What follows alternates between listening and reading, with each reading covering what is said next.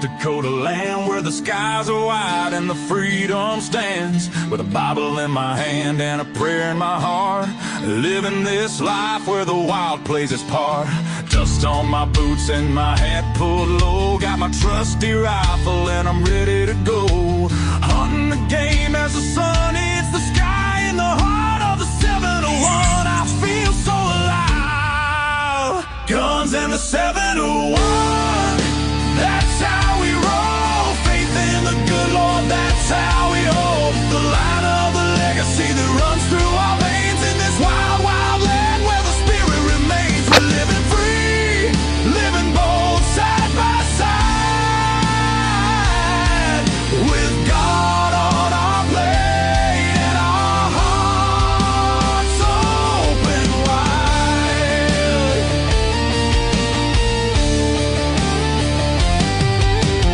Ranching the fields, the cattle run free with a purpose so strong, it's our grand legacy. The rivers run deep as we cast out our lines, fishing the waters where the North Star shines. Got the warmth of the sun with the chill of the night. With every shot fired, we're ready to fight for the freedom we cherish. The second is true. With family beside us, we stand through and through. Guns in the 701. That's how we roll. Faith in the good Lord, that's how we hold the line of the legacy that runs through our veins in this wild, wild land where the spirit remains. We're living free, living bold, side by side, with God on our plate and our hearts open wide.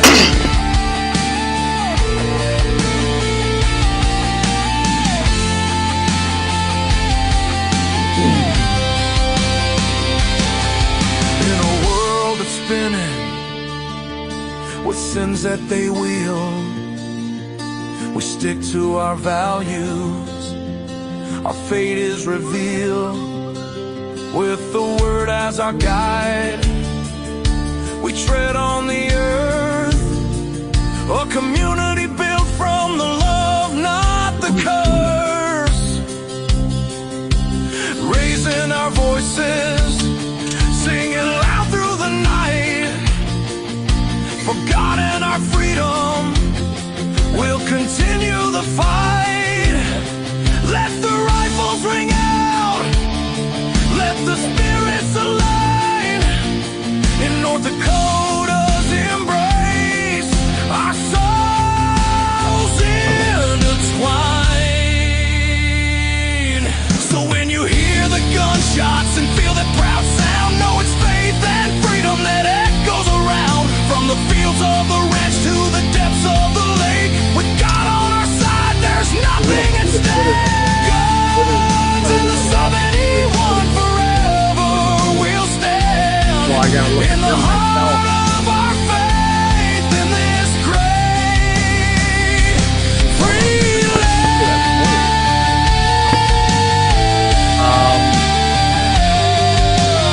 Nothing so far. Oh, it's pumping. It just pumping some up in there.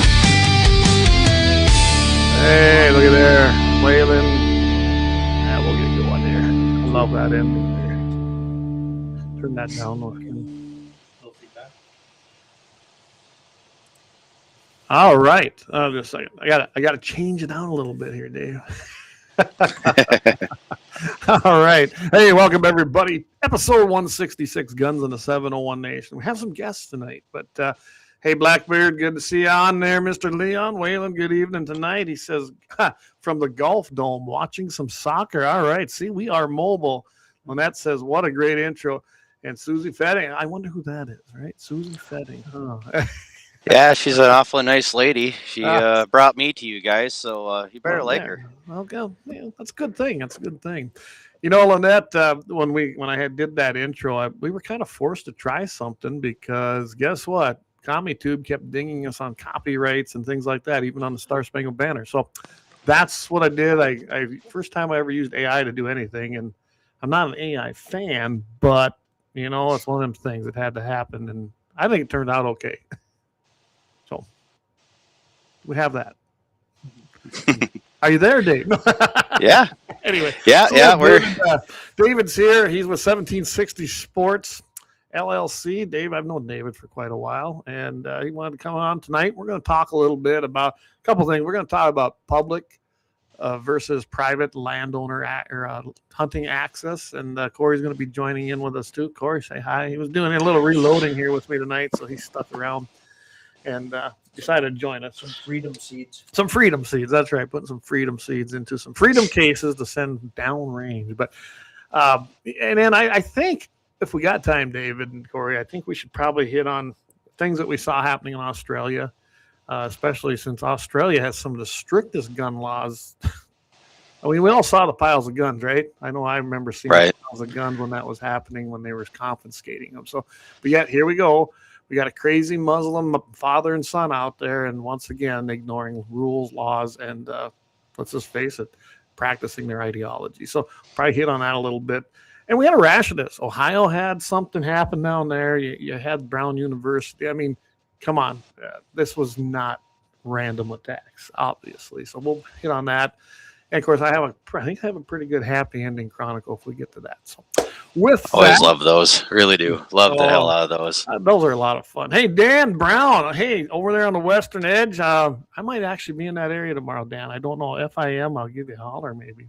But if with that, why don't we start with what we do every single show, the Second Amendment.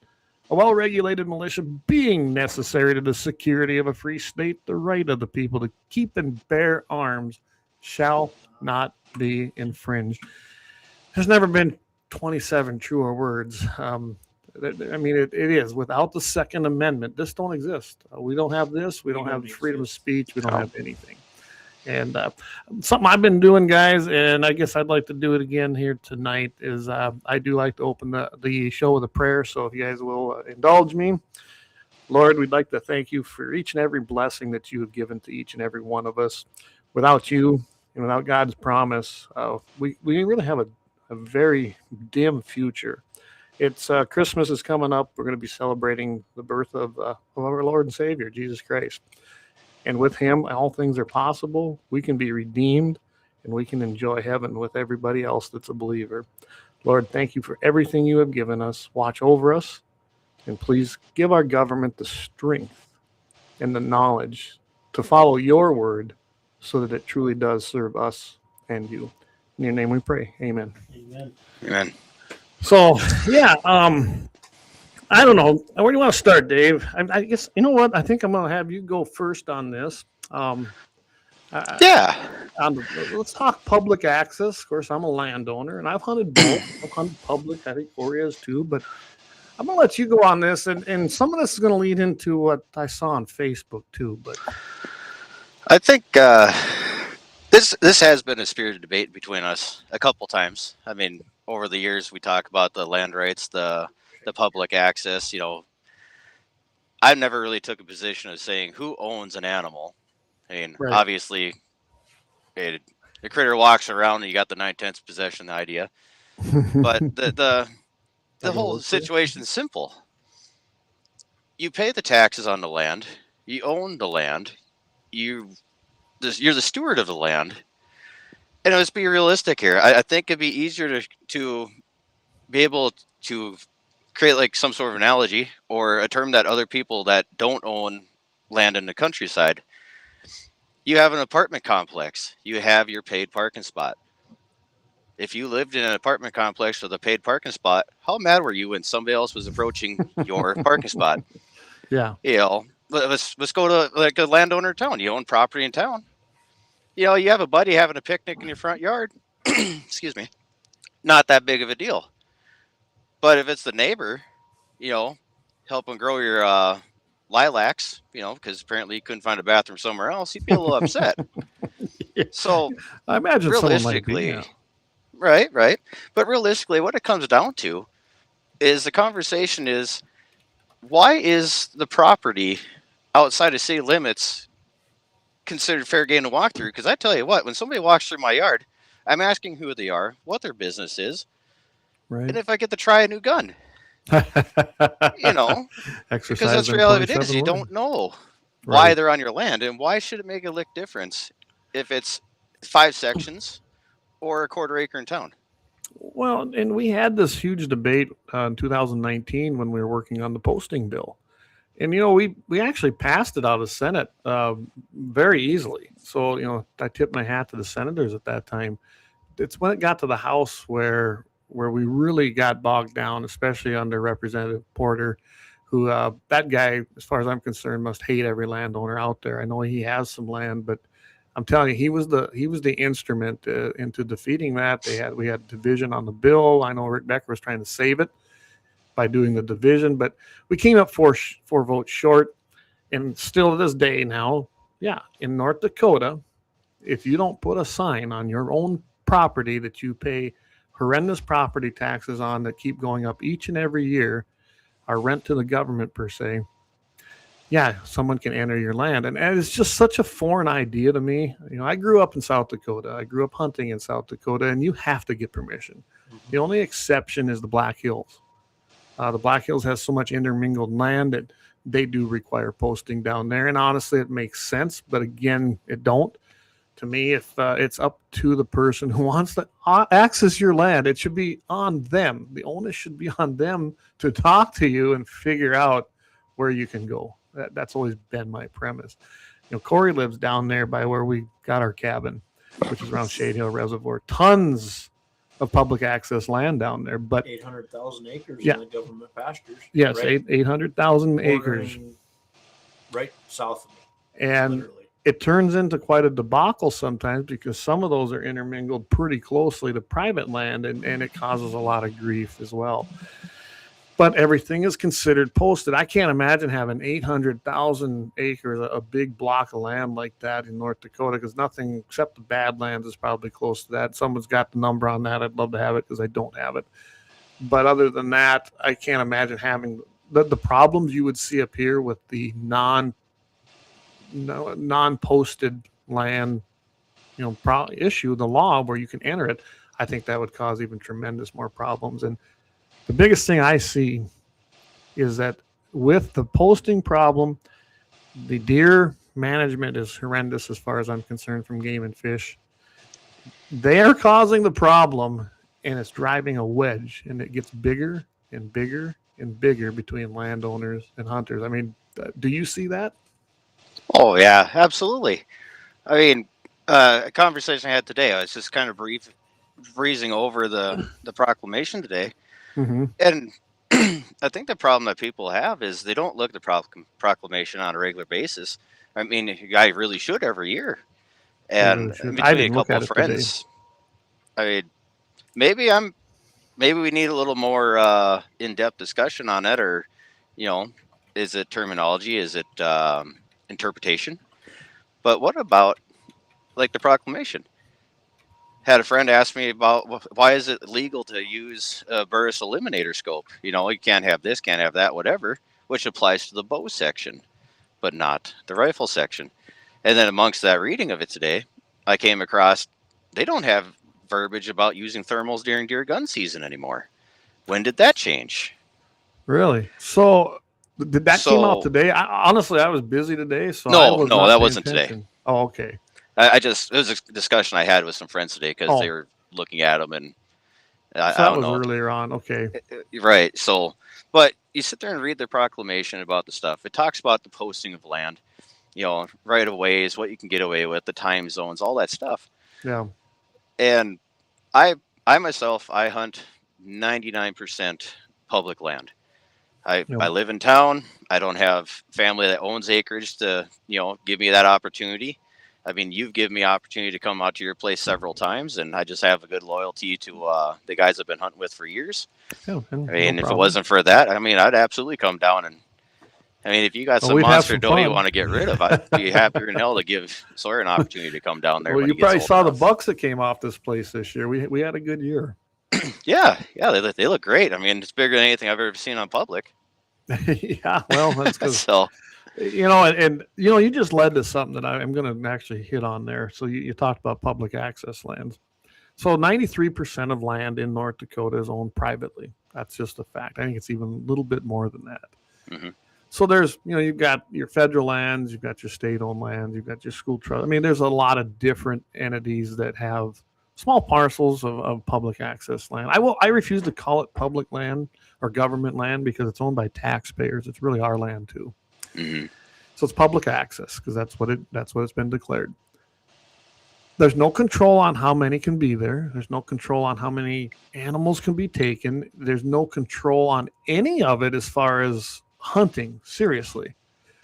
Is that management? Because to me, No. on this place, I manage that. Now, we took 10 deer off this place this year. I did not fill my tag. I was chasing one in particular one, and he's still out there, and hopefully he'll be back next year. I don't see why he wouldn't. I noticed I had an increase this year in bigger deer because of things I've implemented here, like access and some of the other feeding things we've done, some of the trees, just different forage we've planted, and I'm making it a very workable cow-calf operation along with a wildlife management plan according to what I want. And it seems to be working. I do plan to implement some more, but what I'm getting at is the controlled access is what gives us the good animals. You can't let everybody pound a piece of land every 30 to 45 minutes and shoot everything they see. Probably not going to be much left on it. It's either going to run away or it's going to be dead, right? Mm-hmm. Yep. And I don't know what you're seeing out there. And you kind of told me the area you hunt. I mean, are you seeing issues with population? Well, Or is it just the hunting pressure in general? Let's start out with when the Game and Fish went for a land grab through the plots program. When they we're tried discuss that later. Oh yeah, we can't go without you talking about that. That's like I mean, that's not even a burn to saddle. You just will have, a rock. Well, it's going to lead into the idea of programs that incentivize landowners for conservation, which is bunk, but we'll talk about that in a little bit. But continuing on, when the plots programs were expiring, I hunt 3D2.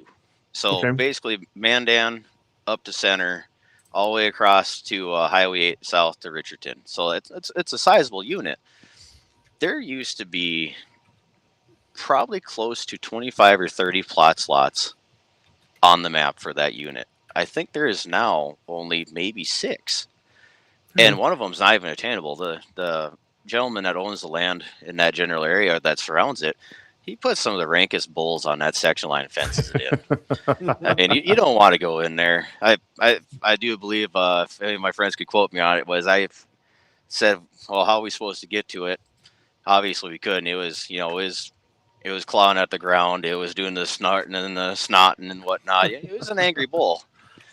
And the only thing I did is roll down the window, took a bite out of jerky, and said, "Your sister's delicious." And then we drove away. Of course, the game warden said there's nothing we can do about that. So it was plots line in a program that wasn't accessible. Okay. But going. Well, I did look something up quick. Like, so it's your unit is 1,613 square miles, which equivalates, it says here, to 1 million. Just over 1 million acres. Does that sound about right? In the whole unit? I can see that, yeah. Okay. I mean, there's a great deal of mine land that's inaccessible. Okay. So I'd say maybe a 1/16 of that land is inaccessible due to mine access.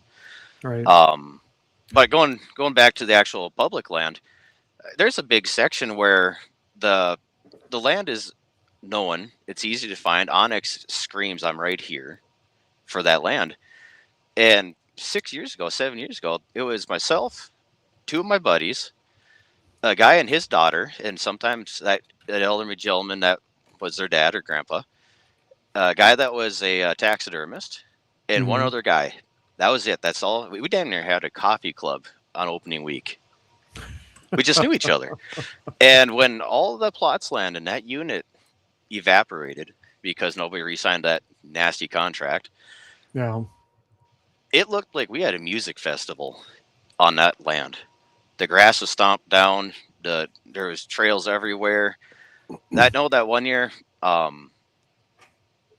we were walking, seeing some deer run through. We thought we'd follow them through because we thought they'd run out the same way they came in because it was just a bad draw for escape. We got to the bottom of that draw. We found a deer laying in the draw. I seen it had a little bump on its right shoulder. I took out my knife, felt around. I cut a bullet out of that deer. Somebody shot with a 22 cal gun. Wow. We took pictures of it, documented it. I set the bullet right back on its shoulder, laying there. We ended up running into a gentleman that was in the driveway leaving the facility or leaving that area. And I told him, it's like, yeah, if you're looking for a buck, because we seen him walk in that area, it's showing exactly where he's laying. I didn't shoot a buck. Right. Hunting with the 22 250, but he didn't shoot a buck. And it was a yearling. It was a small fork. It was an absolute waste of animal. Yeah, but and that's what we see now. It's hard. I'm gonna let Corey jump in here because, like I said, he's got a lot of this private land versus public access land too in your area. And what do you see down there? See, if we'll have you have to speak up. Okay. Well, let's come over here. Here we go. Well, our private land mouse here, don't we? Yeah, border. No, go for it. I don't need it. Borders right up next to Game Fish, Bureau of Rec, and Forest Service. And the Forest Service controls the government pastures, which is the 800-some thousand acres. And literally, well, not so much in the last couple of years because of EHD and just the exposure, the numbers have been down. But before that, it was literally a war zone down there. I wouldn't even go out opening weekend because I was afraid I was going to get shot on my own land because just reckless shooting and so many people down there. But it's getting a little bit better, but there's still a lot of pressure, and I don't see the size of deer anymore because usually it's the guys from East River or Minnesota that come out for opening weekend and literally shoot the first thing they see and head out. So there's tremendous pressure down there, even though there's tons of public access or whatever, but they still think my land is open to the public. So I do have to chew ass every once in a while. Yeah, you run into a lot of that down there. It's everything's so intermingled and close. Well, close yeah, down there. It's almost like badland country there with the draws and the lake there. It's not nice squared sections. Right. I mean, it's all over the place, and they just think they can run all over it, and no regard for private property whatsoever. I had to chew out some guys from Brookings. They literally parked right at the cattle guard and walked into our pasture that we rent, and we're coming out of that, and they said, well, we thought that was government. And I said, come on, guys, you're a mile away from the government ground or whatever. Yeah. I turned them in. I called the game warden or whatever, but the ultimate decision comes down to the landowner or whatever, and she goes, well, if they've had prior trespassing or whatever, nail them. If not, give them a firm verbal warning or whatever. So I mean, I don't know whatever happened to it, but it's a constant battle since we're literally fenced next to the public ground. So I'll tell you what, we're going to take a quick break here, about 25 minutes into the show. We'll come back. We're going to continue this because we got a lot of things to hit on this, and there's anything from habitat to access to plots or any other government scheme to get you to for a landowner. And trust me, I do call it that. So we'll be right back here, guys. Don't go anywhere.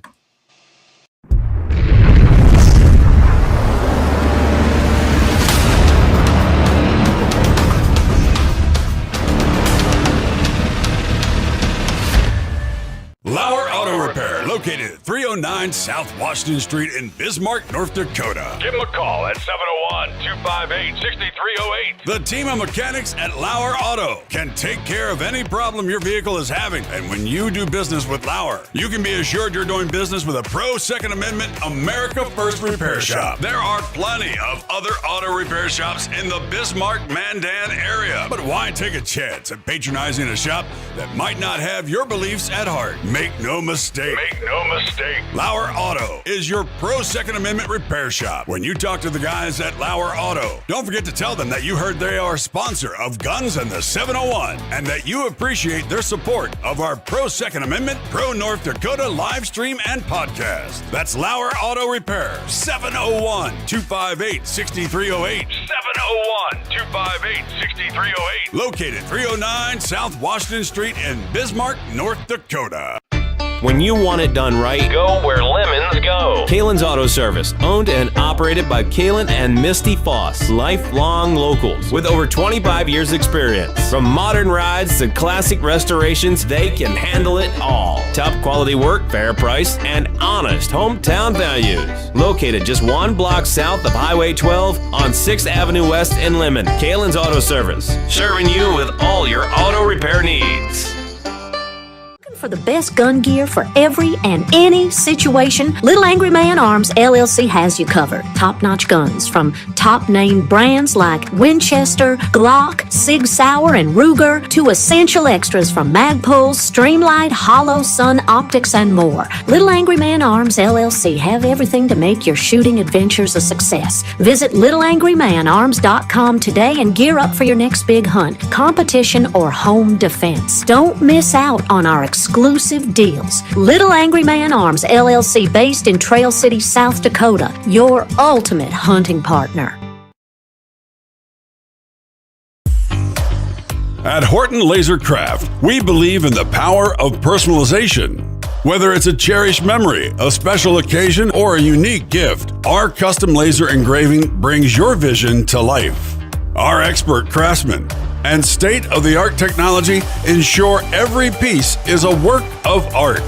From personalized decor to one-of-a-kind keepsakes, Horton LaserCraft makes every moment unforgettable. Horton LaserCraft is owned and operated by a local veteran and his wife located near Thunderhawk, South Dakota. They provide custom laser products at a reasonable price, and their turnaround time is fast and efficient. Custom board cutting, glassware, decanter sets, mugs, assorted stainless steel jewelry, assorted tags, decor, custom acrylic nightlights, and much, much more. Call them up at 605-545-7535. Horton LaserCraft, where memories are engraved.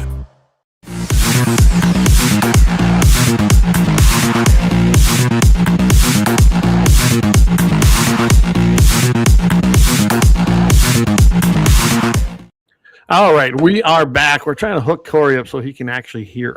So we'll have him work on that. So while he's doing that, all right. So we heard about that. You were talking about you found one on that public land. It was getting hit hard. Plots kind of disappeared, and I can see that. So all I hear about, and I see this again on this same Facebook page. The big game hunting in North Dakota. Yeah, everything on there is, the landowner's fault. There's no habitat. We need more programs.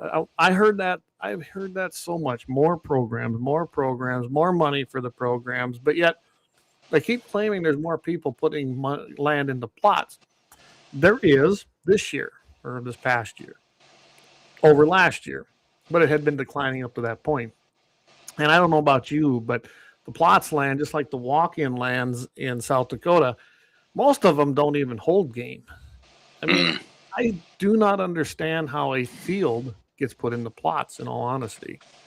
I'd be pissed if I was hunting plots because so much of that ground isn't really, unless something's going across it, Dave, you really aren't going to see. You might see some birds in there, but if you're hunting big game, that's not the place generally. You got to have some kind of cover or pasture or anything. And they just seem like they're enrolling anything. Now, I don't even know what the acreage is. I know that the last contracts I've seen, I'd never signed that. Again, I have no control over how many people or even what species they could hunt at that time. And I'm not going to let it be public. I mean, we're talking the way plots is set up, it'd be just like every other piece of public land. Anybody can come on anytime and as many as you want and take as much as you want. That's not management. No, I think we're definitely on the same coin, but we're on opposite sides of the deal. Mm-hmm. When I end up dealing with plots land, like you said, it'd be good for goose hunting if it was a flight path because there's no way anything will ever stay on it. Yeah. But yeah, the generalized problem with Platts land is, on my side of it, is you see people that are obviously enrolled and they wait till the very last minute, then weather becomes an issue getting the crop off. Well, we can't hunt that, so the position of a person that is relying on Platts land for the opportunity to hunt any game, that land is basically being paid for, but the average city person can't use it. Because if you did, now you got the game warden barking you for hunting land that has crop on it. Right. So, I mean, I'm grateful as hell that I get the opportunity to hunt on the private lands I am given the opportunity to hunt on. Right. I appreciate that to no end. And I just can't tell people enough. I mean, you got to be neighborly with the people.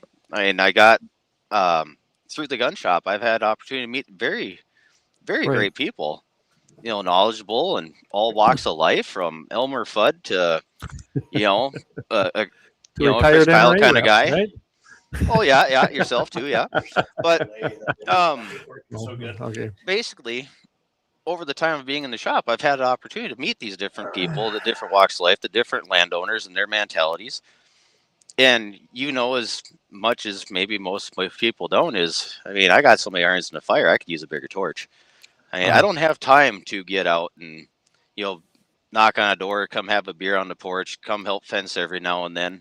I just don't. And half the time, I mean, there's not enough time in the day to carry on a conversation with a half hour with every person I know that give me purpose to use land. Well, it's hard to build that relationship. So, you take, here's a good example. My good friend here, Kelly Chase, is tuned in. Hey, Kelly, glad to have you on tonight. Kelly was kind of a random stop here. Wanted, asked to hunt, right? We over, a long story short is he built this relationship. We've become great friends. And this year his sons were down and they all filled their tags. He even had an extra doe tag.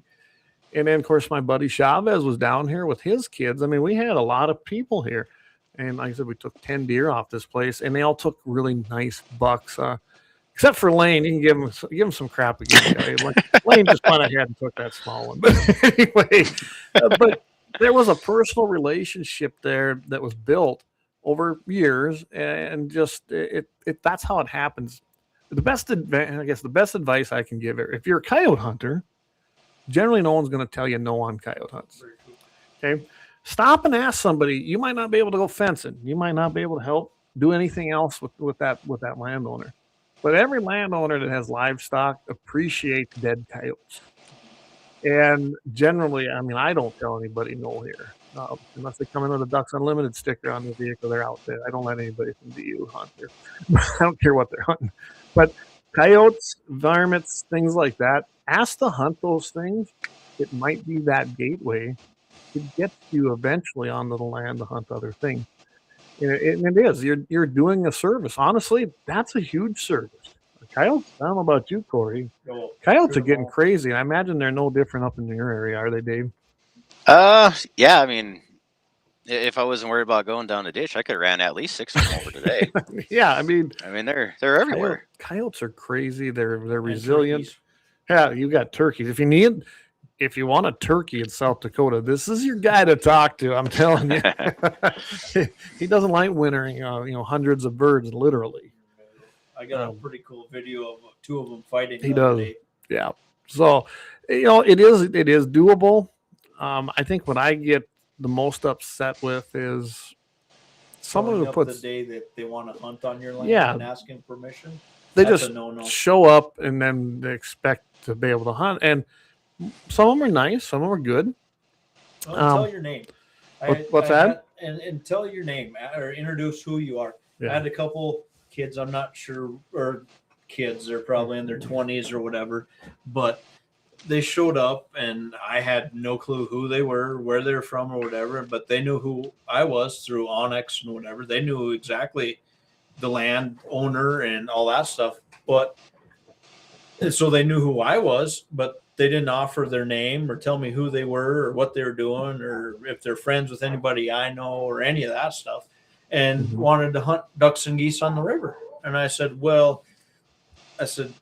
to be truthful, I've got some local guys that ask me early in the season. They come out every once in a while and give me some jerky or some beverages of my choice or whatever, and are very cordial about it. But these guys just showed up and wanted to hunt ducks and geese the next day or that day, set up and start hunting. And I said, well, guess what? You're SOL, because I don't know who you are, and they didn't even offer to tell me their name. And that brings up a good point when you're stopping and asking like that. Yes, landowners. I'm glad you asked, but generally I don't know, like you and probably David, you probably already got your places marked where you're going. Of course, I know you're hunting that one big chunk of public access land, but even the private people, you've probably, talked to them ahead of time.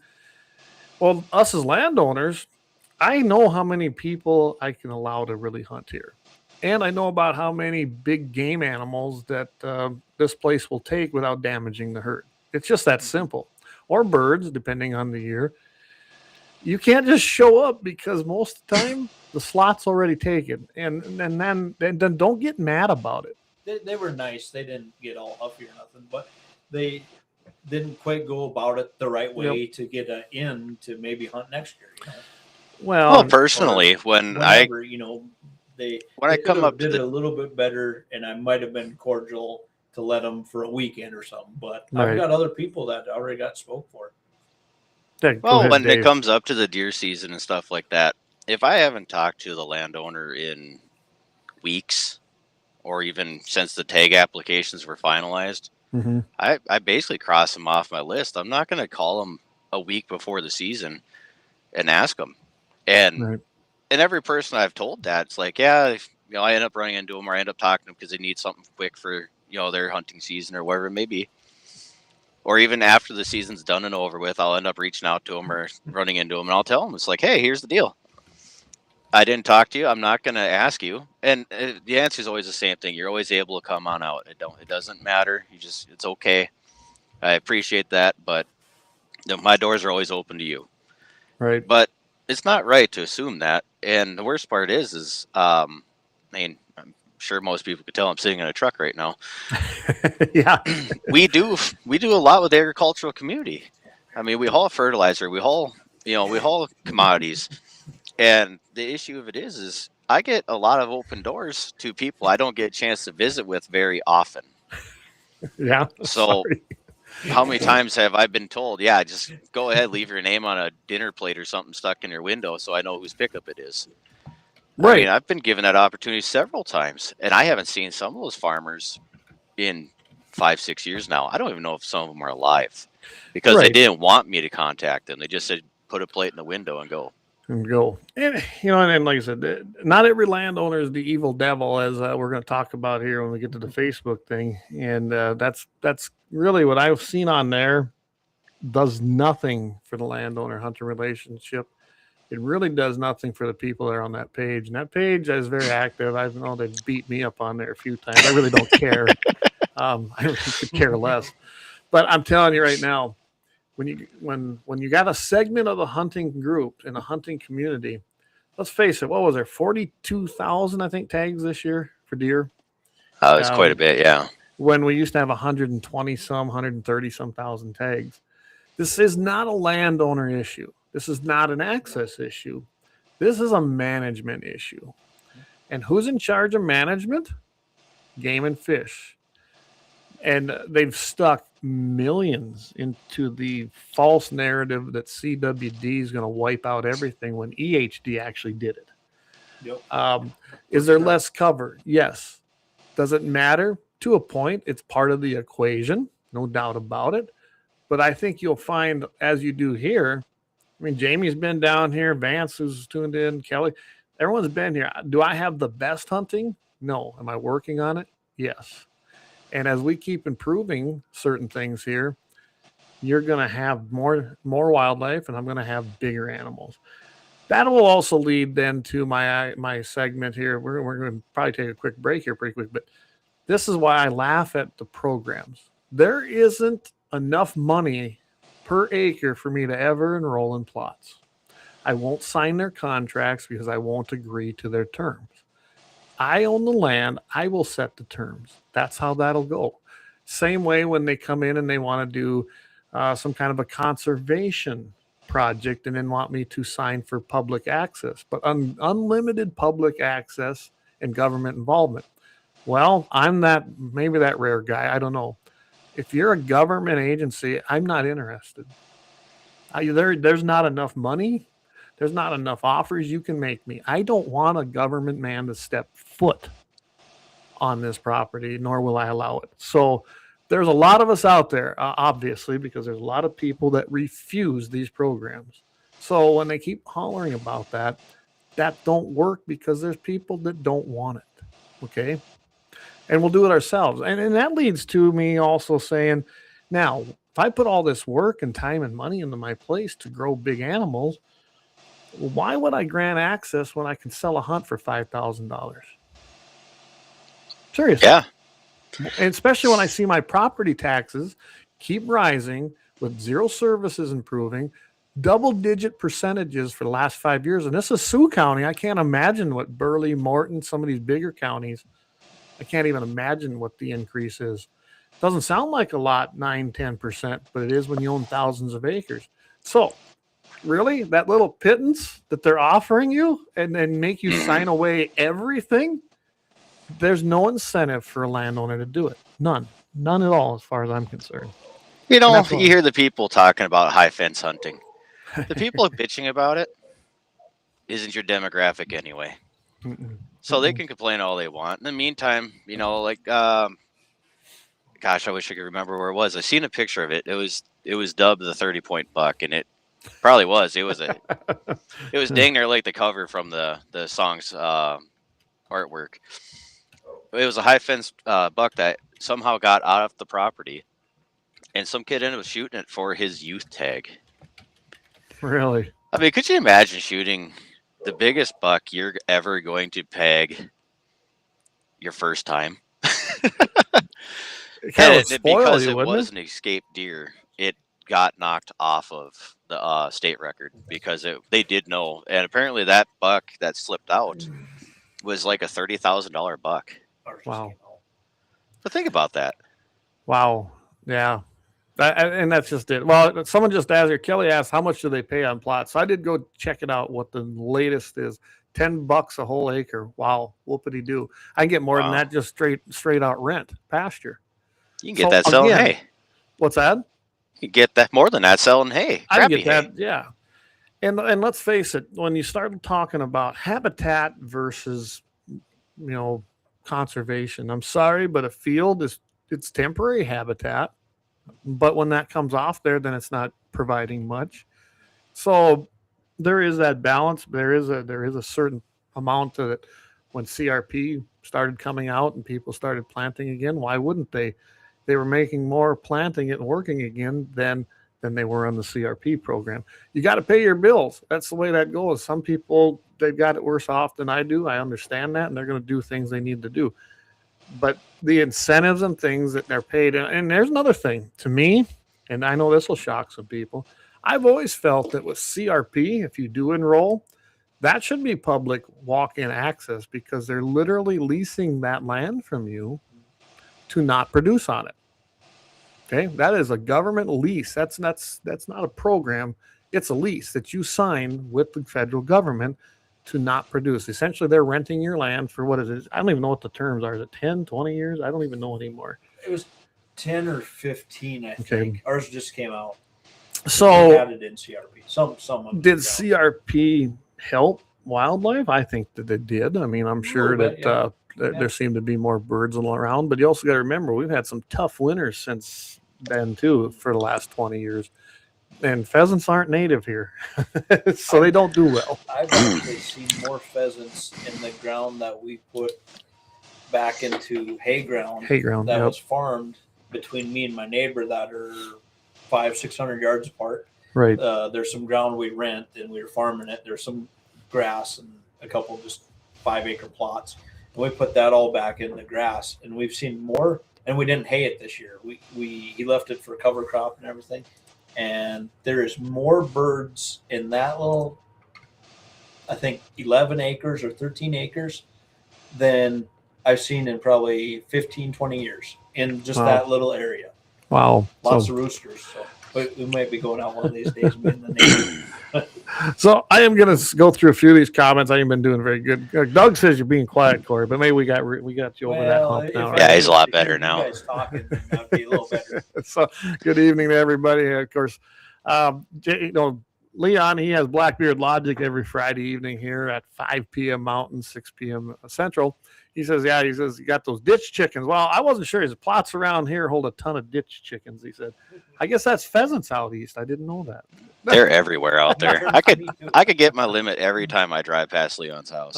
He says there's also tons of waterfowl as well. And there is, you get east of the river, there's a lot of waterfowl and a lot of waterfowl hunting out there.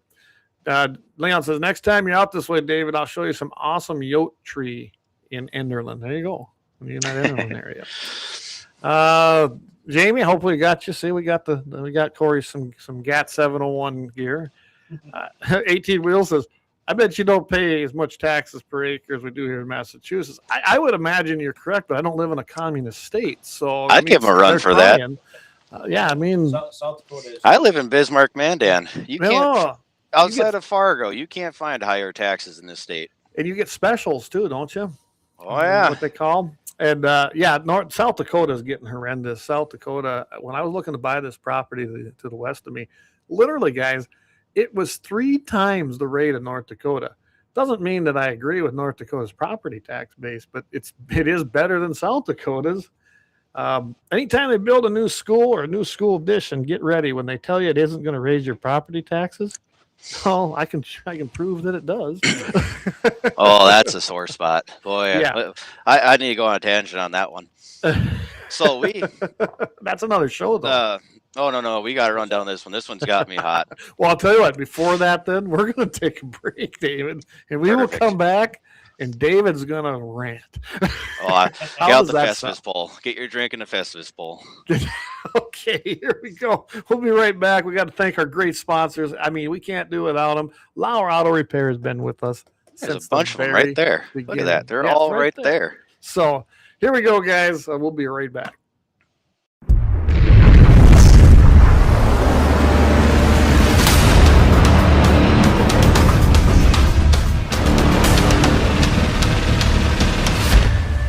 LAUER Auto Repair, located at 309 South Washington Street in Bismarck, North Dakota. Give them a call at 701-258-6308. The team of mechanics at LAUER Auto can take care of any problem your vehicle is having. And when you do business with LAUER, you can be assured you're doing business with a pro Second Amendment America First repair shop. There are plenty of other auto repair shops in the Bismarck-Mandan area. But why take a chance at patronizing a shop that might not have your beliefs at heart? Make no mistake.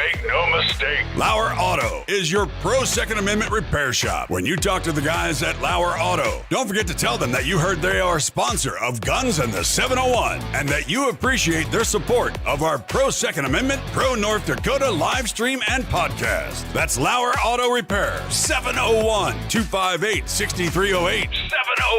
701-258-6308. Located 309 South Washington Street in Bismarck, North Dakota. When you want it done right, Go where lemons go. Kalon's Auto Service, owned and operated by Kalon and Misty Foss, lifelong locals with over 25 years experience. From modern rides to classic restorations, they can handle it all. Top quality work, fair price, and honest hometown values. Located just 1 block south of Highway 12 on 6th Avenue West in Lemmon. Kalon's Auto Service, serving you with all your auto repair needs.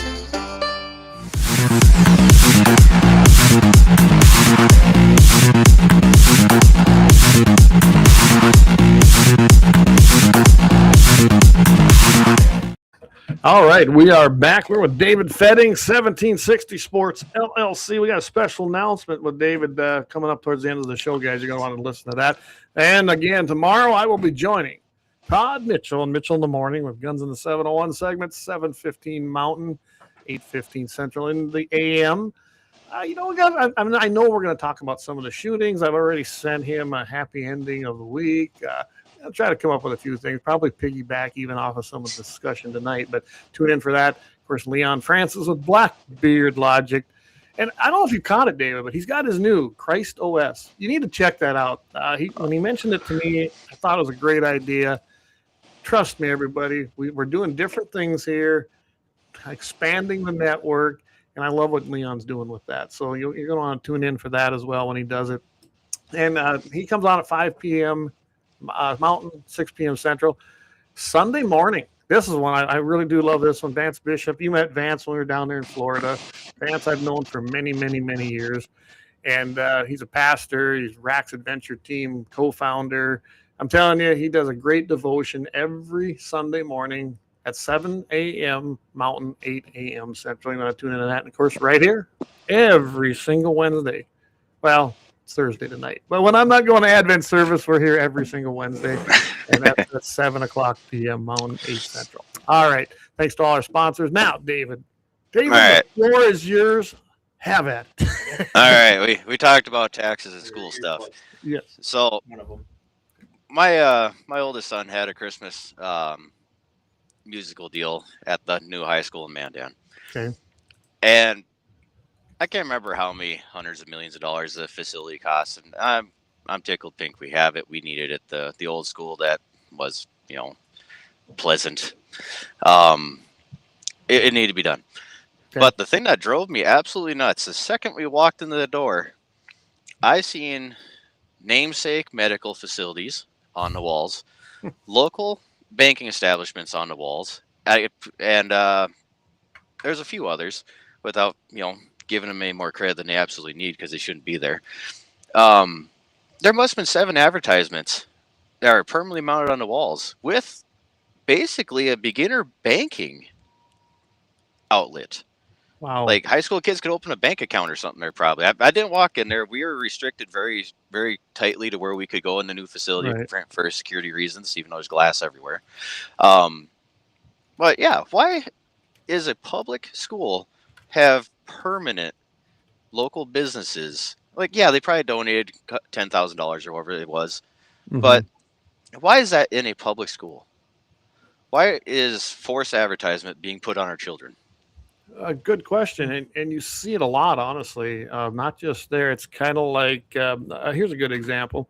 It's kind of going off subject, but Lemmon has always allowed, they sell these candy bars, right? And they get a very small percentage of that for the candy bars they sell. And I don't know if Student Council or whoever did it, supposedly raise money. And then the rest goes to the company. But yet, when I wanted to do something with Eddie Eagle or NRA Foundation, because I was with the NRA and then the NRA Foundation, no, we can't do that. So why does that group get to do it? And they're picking the winners and losers again, specifically based on ideology a lot of times. Or businesses, it's just like when I see a business that won't support, say, the rodeo team. But yet, booster clubs. I'm all for booster clubs. But yet you'll see a business put up $100,000 scoreboard for junior high basketball. But no, we don't have nothing for the rodeo club. Again, why, when you take a bank, I bet you money the banks have a lot of farmers and ranchers doing business with them, and they won't support the one sport that a lot of those kids are involved with, but yet they'll support unlimited amounts of other sports. I don't know why that has become the thing. Distraction maybe to keep people from actually believing and doing the things that they believe in. I don't know. But public schools aren't so public, and that's what's always been my mantra. Public school is not so public. It's more of a indoctrination center as far as I'm concerned. If my kids were, one's graduated, the other one wasn't where he's at there, I'd probably pull them out and homeschool them today. I guarantee you if I was having kids today, they'd never see the inside of a public school except to maybe tour it once. I don't know. Right. But yeah, going back to Leon's deal with Christ OS, I think I've caught almost all of them. I might not have taken a moment to listen to the most recent one in its entirety. It gives you a whole new perspective on Christ itself. I mean, if you're a techie guy, Leon is. I mean, he's a nerd. He really is. He knows his stuff. Everybody knows, and he knows how to relate in a different language. And I thought that was awesome. And Vance, like you said, I met him down in Florida. he told me a bit of his past, and I gotta say, without airing out any of his laundry, I'm glad he found Christ, because he probably wouldn't be with us today. And his outlooks on the Bible and life and the society we live in, I mean, you couldn't relate to anybody more if you're anybody else. He's not a holy roller through and through with white collar, and he's the average Joe that walks with the Bible in one hand and maybe a different hand gesture depending who's looking at him. Well, I think Vance, like I said, he's a dear friend of mine. You've known him just about as long. We've made several trips, haven't we? Yes, we have. We even helped moving back down to Georgia one time. We helped the Vance move. Yeah. But I can tell you right now that Vance, stand-up guy. He is the guy that if anybody can be saved, or if he can be saved, anybody can be saved. It's very true. He's kind of like so many. They had to hit that bottom. I'm not going to go into the details here, but Vance has actually done an interview. He did it while we were down there hog hunting one year with a place, and he's got it up on his Facebook page. I encourage you to go watch it, because it's his testimony as to what happened in his life and what brought him back. Because I agree. I think if he wouldn't have done that, I don't think Vance, I would have never met him. We wouldn't have been here. And, no, definitely not. He'd be somewhere, wearing, striped sunshine or something more than likely. Or not here at all. Exactly, yeah. So, yeah, and so to hear his, I do love his show. I make a point to get up and listen on Sunday mornings. I keep threatening to jump in on there on one of these days. Maybe I'll do it. But I'm still sleeping in. You're still sleeping in. But I got to catch the rebroadcast. And I can tell you, there's a lot of people doing that. I go look at the numbers, and there's a lot of people across our whole gamut of social platforms that we broadcast to that go and listen to that. I should go check our RSS and check the actual podcast part, because I've never really checked that on that program. But him and Leon are doing a fantastic job with their 2 new shows. And that's just I thought it was another great way to expand what we're doing. We're reaching a lot of people, and I hope everyone's appreciating. I know I'm getting some positive feedback. Might not be your thing, but I do invite everybody to check it out, because if you can't find Christ here in the everyday clothes, I don't know if we can do much for you. But these are real people. My journey's been completely different. Many of you know what we've been going through here since August, really end of August, and it's been a trying fall. But it made my faith stronger, and I'm not afraid to say that. I'm not going to beat you over the head with my Bible, but I do have a deep belief. I probably have a deeper understanding than I've ever had. I'm up every day, and as those of you knowing me a long time, I don't get up early, do I? I do now. I'm up at 5:30 generally. That's when I'm reading my devotion and just having my coffee, my one vice there, my coffee. But yeah, I just, it's a whole new outlook for me, and it probably shows, I have no doubt. So, but I'm good with it. I really am. All right. Leon says, pump the Spotify. Yeah, we've never done that. So yeah, everybody, we are on Spotify. I think Apple, whatever they call their podcast platform. I know we're on there. Of course, on iHeart. We are on so many different platforms that go out through RSS. I'd have to look them all up. I don't even know what they all are, David. I'll have to do that, because David's going to be joining us. So we're going to have to put him into the fray of this so he can have access to all of that. Aren't you excited? More access to technology? Yes, just stoked. Just let's find more stuff. More stuff. This is the one I've been reading. Billy Graham, the Truth. That's a great book, by the way. Daily devotional for every day of the yes. Yep. And if you don't want to read it physically, it is actually on Audible. Well, I like the soft covered book, and because it's leather bound, it's really nice. It's really good. I've been trying to get back into that. I'm spiritual. I'm not really. I'm Christian, but I'm not really. I don't have a denomination. I'm not Catholic or whatever. I'm Presbyterian through family or whatever. But I'm kind of going on my own journey. But I really do like that Billy Graham daily devotional. That's got a lot of stuff in it, and then it leads you to other places too. I'm sorry, I just can't stop laughing about you saying you don't have a nomination. I was just thinking about that devil cat in Florida that attacked you. But maybe you need to find Jesus directly, you know. You just get a little more involved because that cat had a piece of you. I think that cat was the devil. I think he was just he just snapped and it came out of him. I think there was a demon in him. But Leon says sometimes you need someone with work boots and Carhartts to smack you up alongside the head with a good book. Yeah, sometimes. I mean, it really is. That's the way it is. I've got several Bibles because I like to read different ones, and I always did that just as I wanted to see what was being said, right? Then my one though that I use for my actual devotions and daily reading is I had to have one of the new God Bless the USA Bibles that Lee Greenwood came out. It's got the Constitution in it. It's the King James version, but it had the other cool stuff in there too. So well, I've actually got a Masonic Bible that I got when I became a Mason, and it's a King James version too. So. That's the version I like. I can understand it. It's probably not for everybody. There's a lot of different variations in there. I know Leon and Vance. I know I've really visited with Vance about this. There are so many different variations and translations that's the one I prefer. So that's just my preference. But yeah, well, we went off. See, I knew we'd go down a rabbit hole. It happens, man. That never happens around here. Never. Top of the hour. See, I'm doing better here. By the way, I think we have a new sponsor coming on, probably starting the beginning of January. Visited with him the other day, but I think I'm going to take a quick break here. We'll come back.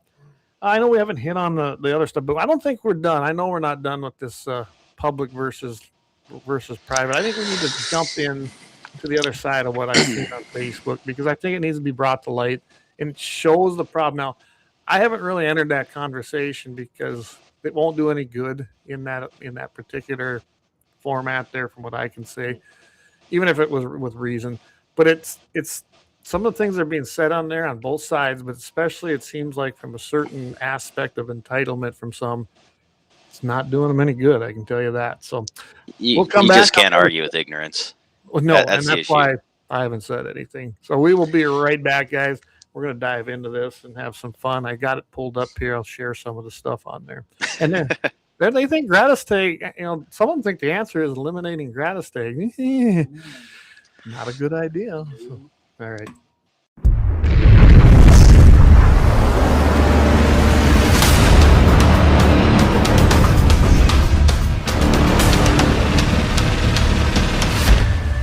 Lauer Auto Repair, located at 309 South Washington Street in Bismarck, North Dakota. Give them a call at 701-258-6308. The team of mechanics at Lauer Auto can take care of any problem your vehicle is having. And when you do business with Lauer, you can be assured you're doing business with a pro Second Amendment America First repair shop. There are plenty of other auto repair shops in the Bismarck-Mandan area. But why take a chance at patronizing a shop that might not have your beliefs at heart? Make no mistake.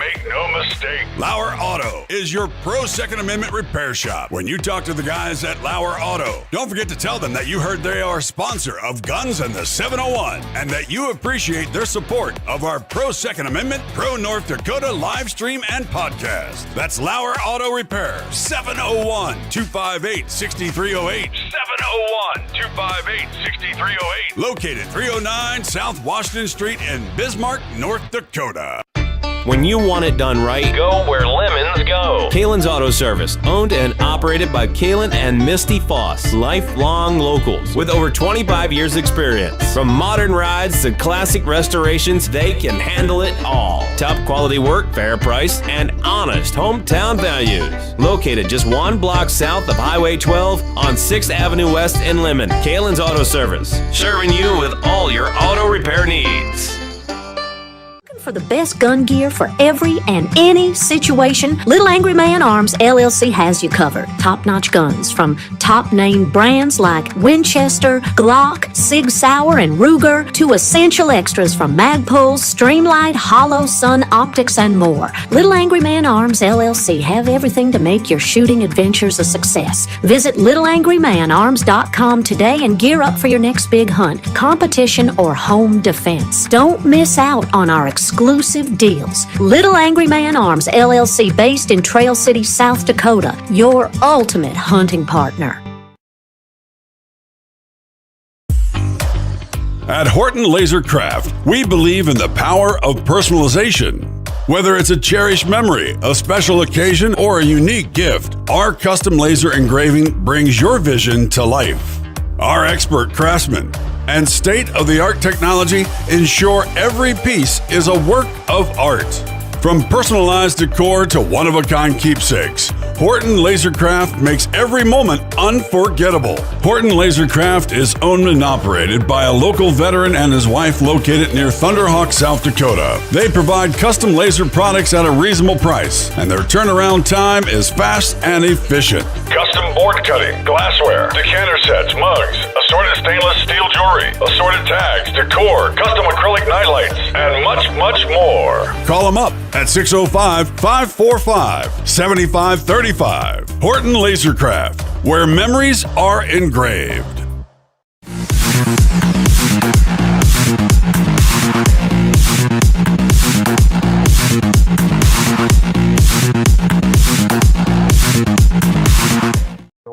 All right, we're back. Hey, everybody, if you're hearing feedback on the end, let me know, because I'm not sure if it's happening or not, because we're trying to make it so Corey can hear us.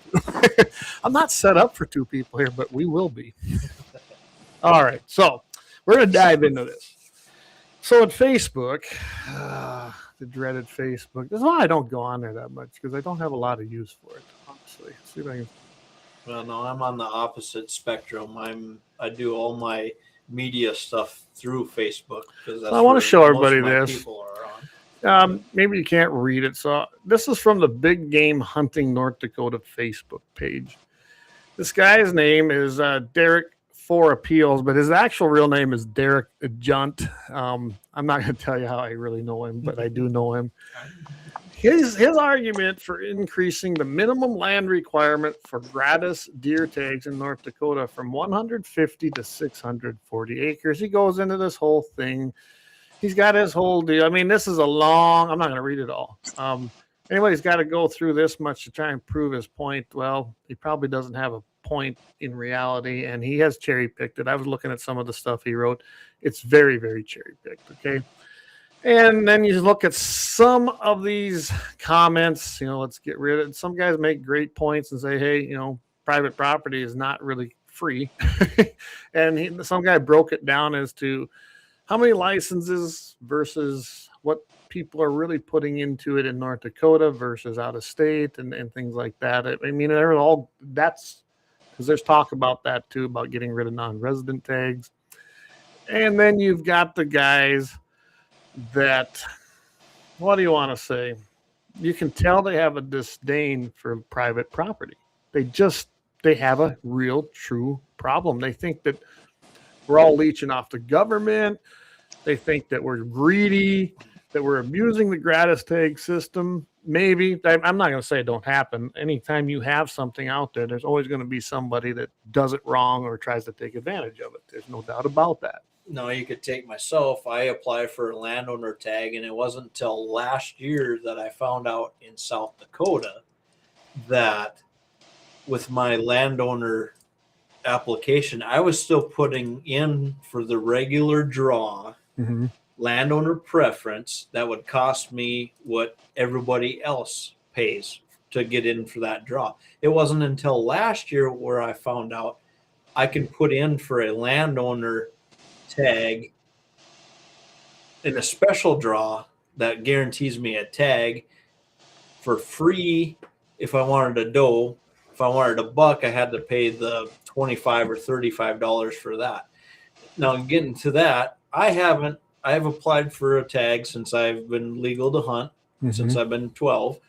But I haven't shot a deer since 2009, and I've paid every year till last year when I found out from a state guy. I called in to figure out because I missed the drawing because we were fishing in Mexico. So anyway, I'm one of them guys that I'll pay the money and not use my tag just to see deer stay alive and try to populate and get some more critters back in our area, because I know the guys that absolutely kill everything that they see.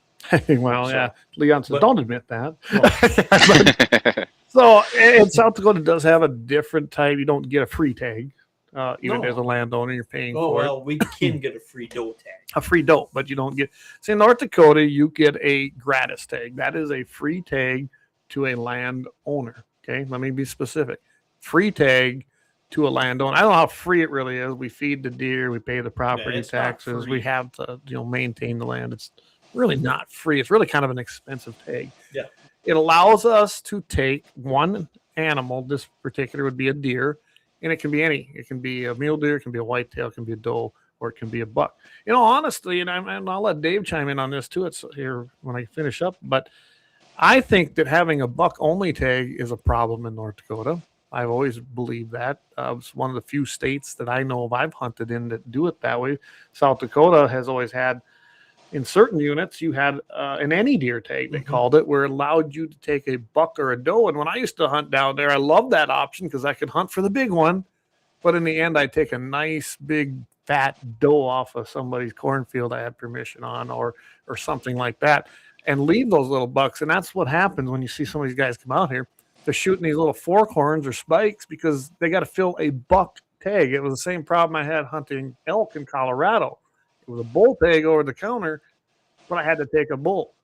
And I didn't see no bulls that particular year. All I seen was cows. So I went with, I come home with tag soup. But I think that's also a problem. But let's get back to the gratis tag. So when I apply for that, I have to put down the acres. Now, it might be a whole quarter, might be a section. Whatever I want to hunt. This isn't for the whole place. This is where it is. Everybody has this misconception that we can hunt every piece of land we have. Not true. You literally have to put in the actual township, range, the parcel that you're going to be hunting on. Now, South Dakota is a little different. And that's where in North Dakota you have to hunt with your gratis tag. So, yes, if you're doing it on now, you and your immediate family generally can do this. So let's say, like here, one owner really of the place, my sons want to hunt. I either have to transfer land to them or they have to lease it from me. Either way, they then have to buy the general game permit, which nobody talks about. You have to buy the general license like everybody else if you don't physically own that piece of property.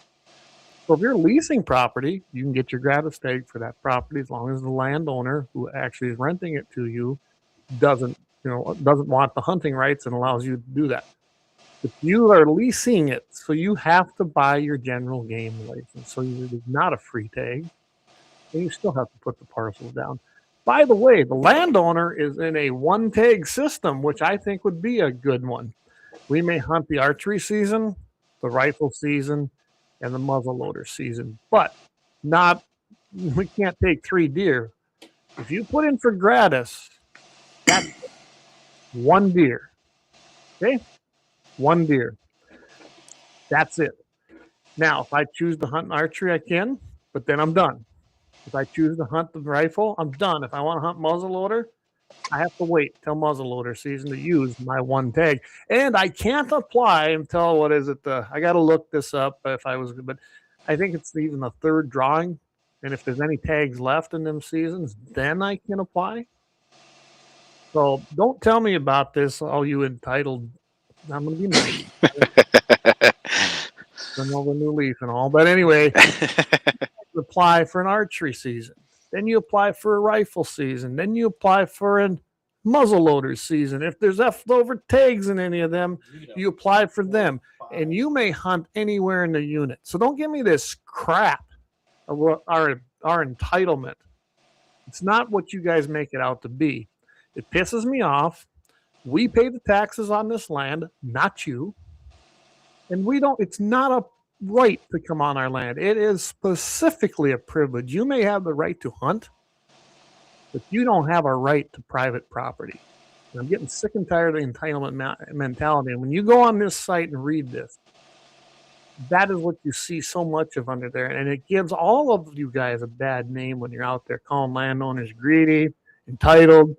Do you realize that there's people on there that think we should have to have 640 acres? That's an entire section. For those of you that don't understand that. Well, before you can even get a gratis tag. Really? Okay. You're not comparing apples to apples. It's usually apples to oranges because a lot of you're looking at probably East River Farms that got 10, 20, 30,000 acres probably. And then farm it fence line to fence line. The programs are mentioned in there, and I've kind of covered that there's really no incentive for any of us to really enroll in them programs. Maybe if there was a block system similar to what Montana has, where I can choose who and when people can come on and what they can hunt, maybe, might be something. But really, isn't that kind of program just a fee hunting program? Just sponsored by the government. They take the whatever pool of money they allocate for that and rent. Let's face it, they are renting or leasing the rights to enter the land. It's a trespass fee.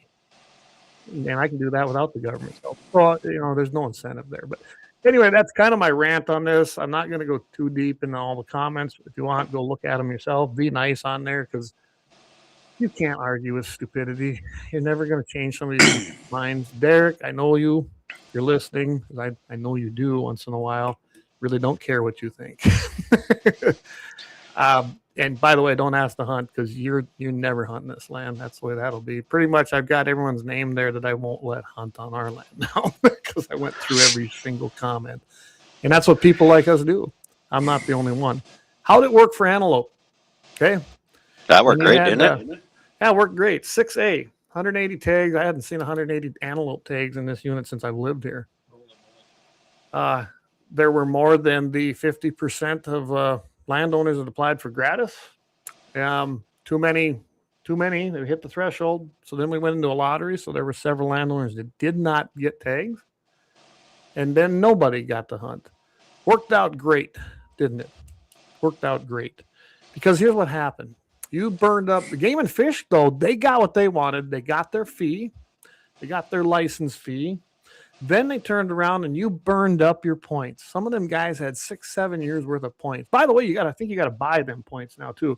Do you see what the problem is? It's North Dakota Game and Fish. They are the biggest mismanaging fee operation in the state. All they care about is their fee they collect from you. And now you burned up your points and you had nowhere to hunt. So Dan says, Clay, if you have a gratis tag, does that mean you can't purchase a bow tag? That is correct, Dan. As long as I have a gratis tag, I only have one tag. The only time I can purchase another tag, and I got to go look that up specifically, it's either the third or fourth drawings if there's one. I can't even apply in the second drawing. So that's how that works with a gratis tag. And I'm fine with that, honestly. And I don't hunt bow, but yeah. So I had to blow my, like David said, I got to go down. Well, I wanted to really talk about this. Which one? Oh, Lynette. Let's put Lynette's up here. Ethical hunters don't take a deer every year. Axel didn't get his deer this year. We didn't need it, so he didn't take one. And yeah, there's some people that do that. Some people. Like I said, I haven't shot a deer since 2009. I didn't shoot one on my own property this year. Mostly because I was chasing a certain one. Thanks, Kelly. I know you're listening tonight, and you showed me that one, and darn it, then I had to start chasing that one, and then I was gone for a weekend. So anyway, but I didn't fill either, and I'm fine with that too. I've taken a lot of nice deer here, and now if I had the option though to shoot a doe, I would have done it, but I didn't even really have an option to do that and before season closed. So, but I have a gratis, so I can do that. But I don't know, David, you want to chime in on any of this? Yeah, I'll put a closer on the subject. These guys, this particular guy and the people that believe his ideologies. So you limit a gratis tag to a section. How many gratis tags is that going to remove? 20, 30, 40? It's not even a spit in a bucket. It's not even worth talking about. And the only thing you're doing is you're making mad the people that give you the opportunity. There's no reason for it. And the basic conversation and conservation of any animal in the state that we do hunt. I mean, yeah, there's people that rely on that meat. We both have a friend that has a pile of kids. And I guarantee you, they eat more game than they probably buy, for say store-bought meat. And that's huge. That's huge. Mm-hmm. But like myself, my kids love venison. I like venison.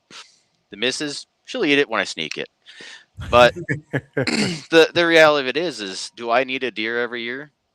Not necessarily. We're big on beef. We do a bit of chicken. We do a little bit of turkey. We do a bit of pork. But the basic math comes out to everybody has to decide if this is the year that you absolutely should fill a tag. Like, should you go buy a tag every year? No, because Game and Fish don't need that money. But if you need the meat, you actually enjoy the meat, you should follow through with that. But you should keep in mind when you drive around your hunting zone for, 3 months out of the year, and you can't find deer driving down the road right before sunset or sunrise, maybe you should hold back on that tag this year. It's all about conservation on all of our parts, not just complaining about 30 gratis tags. Right. No, that's absolutely right. Well, you look at my unit. I'm just kind of going through the numbers quick here. In the proclamation, they had 1,300 tags available. That was actually in any antlered deer, either species. So a buck tag. Type B was an any antlerless deer, either species. They had 50 available. Then you had type C, any antlered white-tailed deer. This is crazy. They had 1,500. Oh, 1,500. There it is. Sorry. Glad you got that. 1,500. In antlered white-tailed deer, the amount changed. Current available were 400. There probably shouldn't have been any whitetail, honestly, available, either antlered or does, as far as 3F2 went. I can tell you that this 1,500 and 1,300 deer that were available, this is a CWD unit.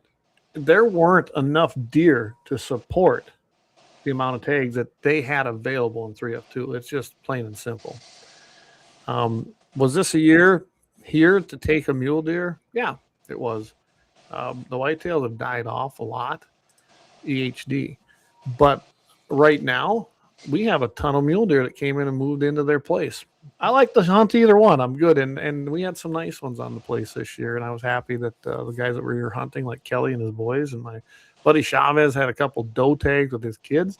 We had a good time, and it was okay to take deer here. But I knew that 10 deer, that was kind of in my head, I felt comfortable taking out of the herd here. And I was right. It was a good number to do. I probably could have done a couple more, but we didn't. I was happy with that, honestly. So I think the private landowner is probably a better manager than anybody, because think about it. We're out here every day, right? We feed them every day. We see them. We kind of see the numbers. We see what's going on. And well, that brings a good point. I like when the state of South Dakota comes in and wants to do their bird survey every year, but like in Perkins County, and they call us that live right on the Grand River to come do bird count and do the bird count, because they know we've got birds in our yard, because it's kind of a little sanctuary on the river that we protect an area. So they do have a fighting chance, and we can see some numbers. But they're coming down to our farm to do these bird surveys to see how many birds are out there. And it's like, well, no, go out to where they're not getting fed and see where your numbers are, because of course there's going to be good numbers right in our back door. Right. Yeah. You can't just go from there. And then it makes a sense. Yeah, it definitely makes a difference how you take your count. There's no doubt about it. Yeah. I'm looking at one comment here on this. This is Lynn Miller.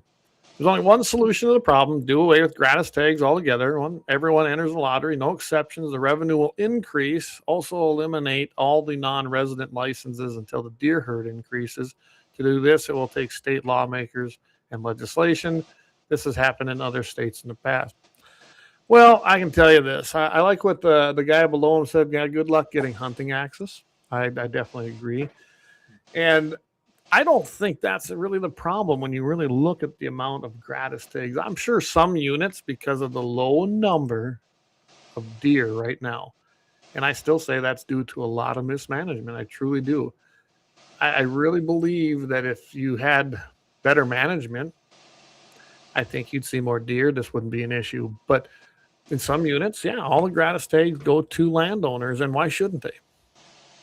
I can tell you right now, you do the 50% thing. I got pretty good authority. It'll never be signed. So the legislature can pass as many bills as they want for the next 7 years. I doubt you're ever going to get one signed for the 50%. I'm just going to tell you that flat out. But if you ever do get one passed, it will probably be, I would say it's going to be an effect you'll see ripple down through generations, because there's a lot of people are going to just shut it down. They really are. And I was reading a lot of the comments on there, oh, it's already shut down. That's not true. It's posted. Okay. My land's posted, but it's not shut down.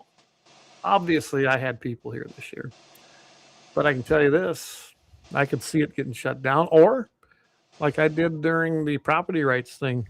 I didn't shut it down to myself, and I didn't shut it down to my friends and family. Why should I? The rest of you suffered. Absolutely. If you didn't know me, you didn't get on this place. It was that simple. That's my privilege as a landowner. And I think that's where we got the problem. Some of these people think they have a right because they've declared all the animals public property, right? Doesn't mean you have rights to come onto the property to shoot those, quote, public animals. It's funny. They're only public animals until there's damage done. Then they're our problem. Whether it's your vehicle, whether it's hay, whatever it might be. But anyway, David, you want to jump in on anything? I imagine you got something to say.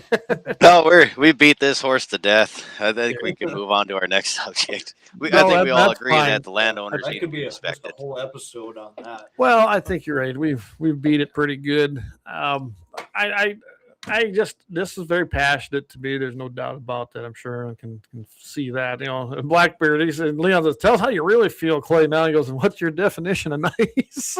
Wow. I didn't cuss, I guess. So maybe that's my definition. Clay's nice or are nice. Yeah. Kelly says, that kills Dad's gratis-take, 83 years old, and tell him not to hunt. Yeah, that's just it. That's just it. Doug made antelope backstraps for me. It was the best tasting game. I love antelope. I much prefer to eat an antelope over a deer, but I don't run them down. Maybe that's the difference. I don't know. Usually I shoot mine. I kind of figure out where they're at. And the next morning I go out there, and they don't even usually get up. If they do, they stand up, and that's it. So, hey, Leon says, just FYI, next Christ OS will address AI.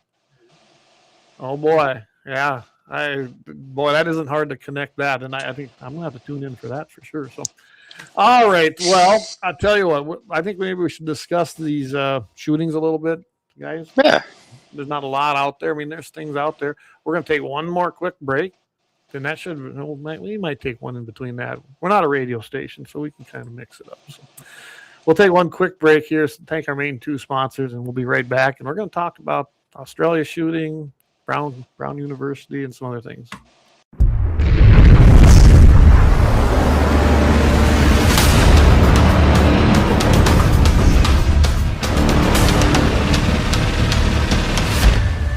LAUER Auto Repair, located at 309 South Washington Street in Bismarck, North Dakota. Give them a call at 701-258-6308. The team of mechanics at LAUER Auto can take care of any problem your vehicle is having. And when you do business with LAUER, you can be assured you're doing business with a pro Second Amendment America First repair shop. There are plenty of other auto repair shops in the Bismarck-Mandan area. But why take a chance at patronizing a shop that might not have your beliefs at heart? Make no mistake. LAUER Auto is your pro Second Amendment repair shop. When you talk to the guys at LAUER Auto, don't forget to tell them that you heard they are a sponsor of Guns and the 701 and that you appreciate their support of our pro Second Amendment, pro North Dakota Livestream and Podcast. That's LAUER Auto Repair, 701-258-6308. 701-258-6308. Located 309 South Washington Street in Bismarck, North Dakota. When you want it done right, Go where lemons go. Kalon's Auto Service, owned and operated by Kalon and Misty Foss, lifelong locals with over 25 years experience. From modern rides to classic restorations, they can handle it all. Top quality work, fair price, and honest hometown values. Located just one block south of Highway 12 on 6th Avenue West in Lemmon. Kalon's Auto Service, serving you with all your auto repair needs.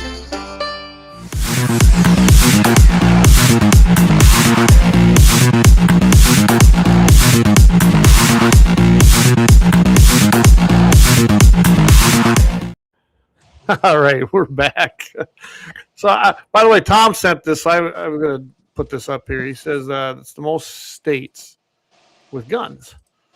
And if you notice that North and South Dakota are only 55%. I mean, we gotta pump them numbers up. That's so disappointing. Very much. I mean, Wyoming's at 66 and Montana at 66. I don't know why they get the highest because they're the same as Wyoming.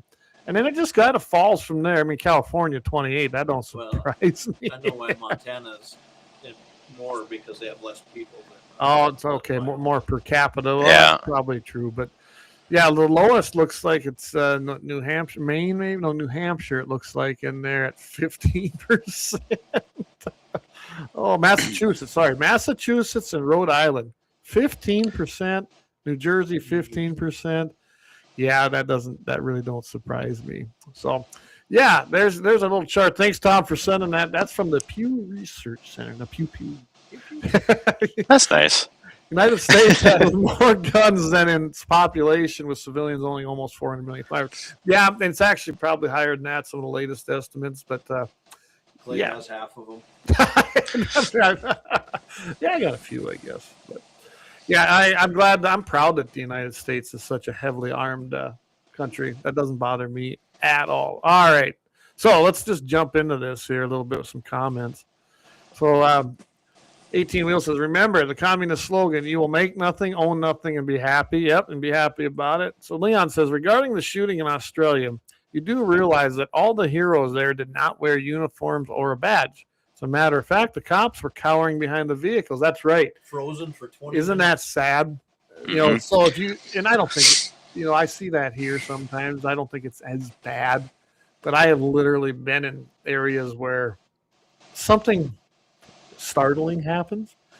It's funny how many of us who are usually armed, we kind of are looking around going, all right, make your move. And yet the security guard or the off-duty police officers have been hired at that event. They kind of disappear. And I've literally witnessed it. Not always, but yeah. Anyway, what's Leon says? I made a video about it today. They actually restrained a woman who wanted to get out there and help people while they were being hunkered down and folks were dying. I saw that video. Yeah, that was insane. It really was. I seen the conversation. It was I believe it was the lady that they were actually restraining. She made comment how she was trying to get the officers to act. The officers refused to act. She tried to get their sidearm, and they fought her from taking the sidearm because apparently they didn't know how to use it, but they felt she shouldn't either. Yeah, that's about right. I mean, are there good police officers? Yes, there really is. I think there's a lot of them, and especially the newer ones coming into this. I think they're there for the money, honestly. Recognition. Maybe some of them are on power trip. I've met some of them. You know what? Dan listens to this show, and Dan, he was a great officer. He really was. I know him, and I have had some disagreements in what I think the function of the officers are. But as a whole, Dan was a great officer. Well, still it would be if he was still in there. But there are some that don't belong there. There really is. And it's sad because they give the rest, like everybody, they give the rest a bad name. Now, I think in the foreign countries, like we're talking about Australia, I don't think I depend on them. Obviously, they're not going to answer that call, are they? They're not going to do nothing. And I've heard that more often. You see it in Europe, some of the things that have been going on over there. And then where's the cops? Oh, well, they're there a few blocks away, just monitoring the situation rather than taking care of it. Yeah. Well, they got their roller quarters and their fancy hat and a little stick, and they're productive. They're doing their job, right? Funny is, what happened on the Bondi, I think they say it's Bondi. I heard, beach. The beach over there. 2 Muslims, let's call it. I seen a gal today. I've seen Jack Posobiec.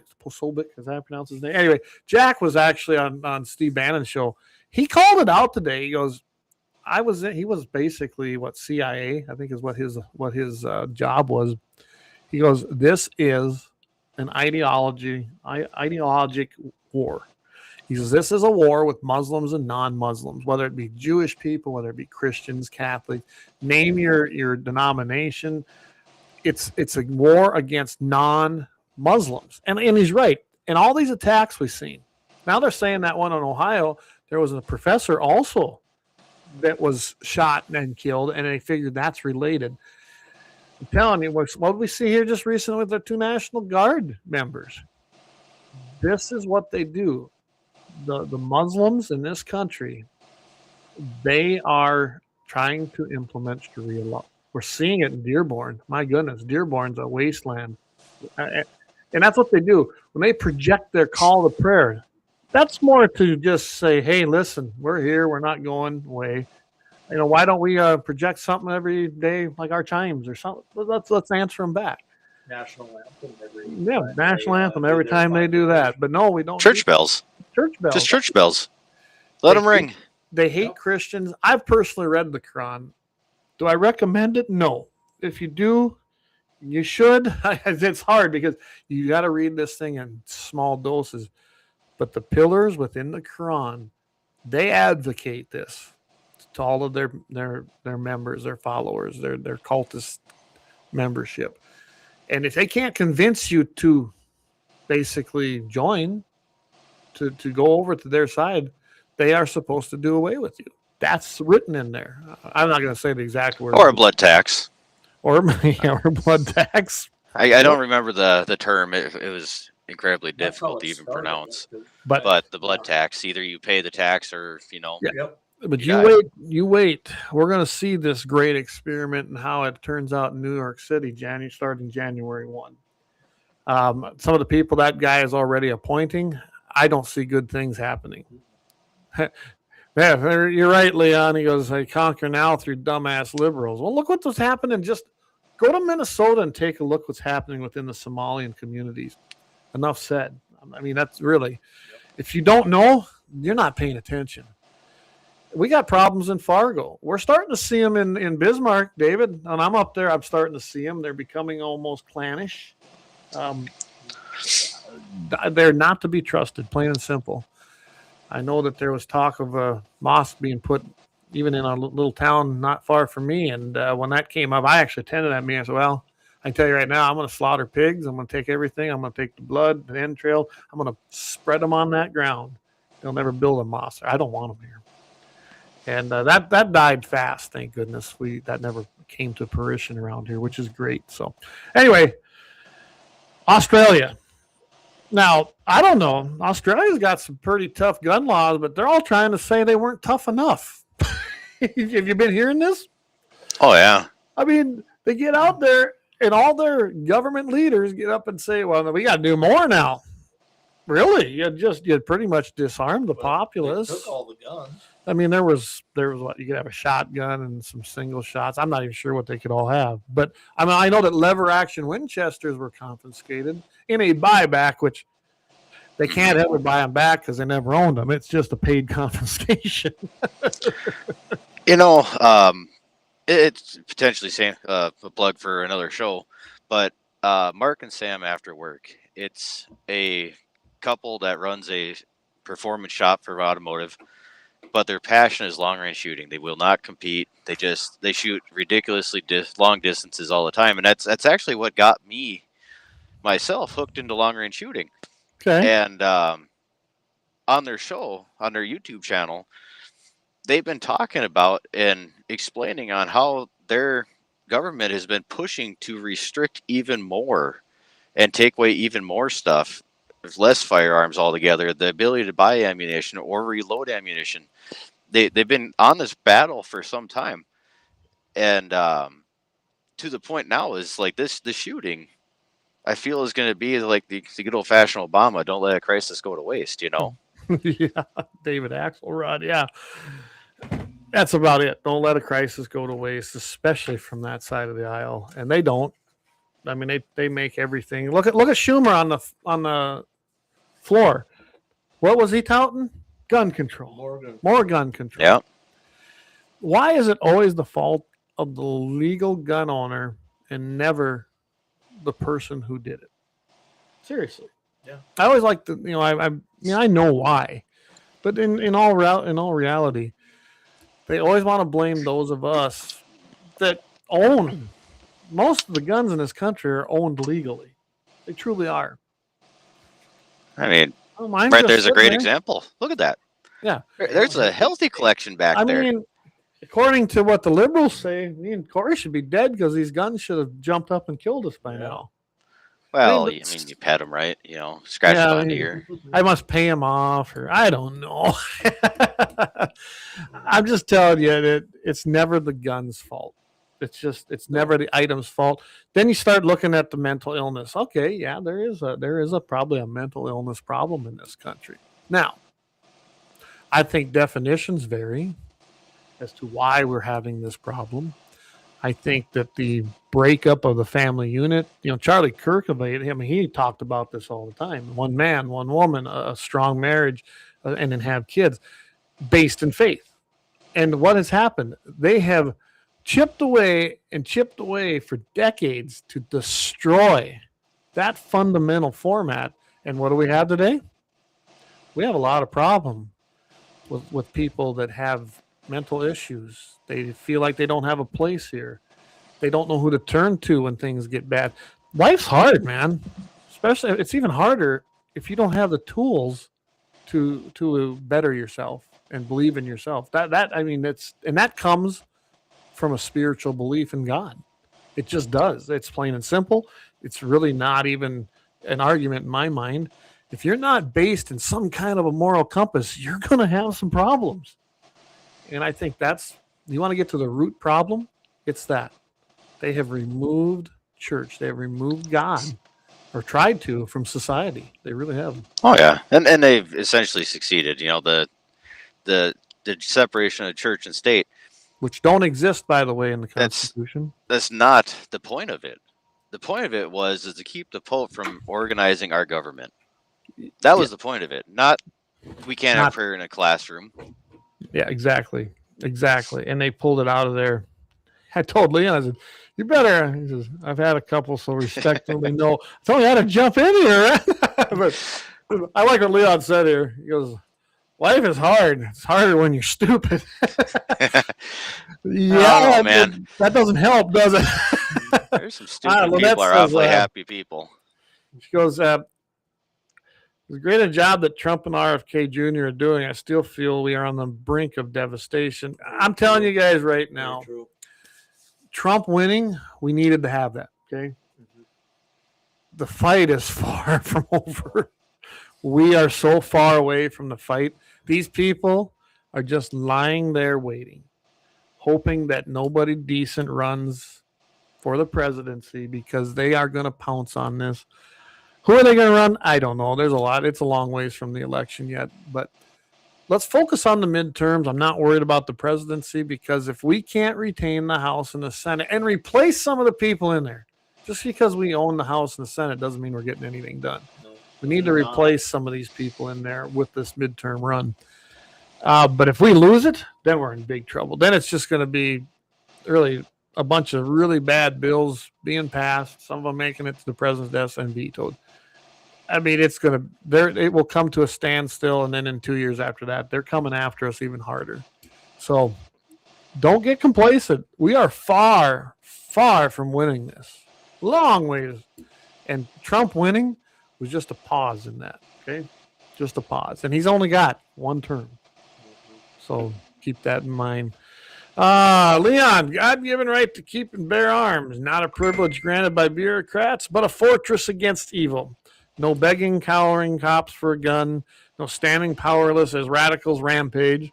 The 2A is our great equalizer, empowering an ordinary citizen to stand tall with seconds count and help his minutes away. Absolutely. Absolutely. That sounds like a Brown University conversation right there. Yeah, well, Lynette says, Leon, you totally sound like my dad. Leon says, Civil War is a hair's breadth away, brother. So they're poking the bear, and they have been for a long time. Yep. They really have. I think so. And I guess I really woke up. I mean, I was always very political, but when Obama got elected, I was like, oh, boy. It shows you how strong possibly our country was at that time, because we made it through Obama. I really didn't think we'd survive Obama. And we almost didn't. He did get a lot of bad things implemented. I'll give the Democrats this. They do what they say they're going to do. And they don't really make any bones about it. And everything that happened under that first 2 years, because Obama had the Senate and the House, it did lead to the biggest upset, I guess. Not really, but in the House. I mean, we won back the House after how many years?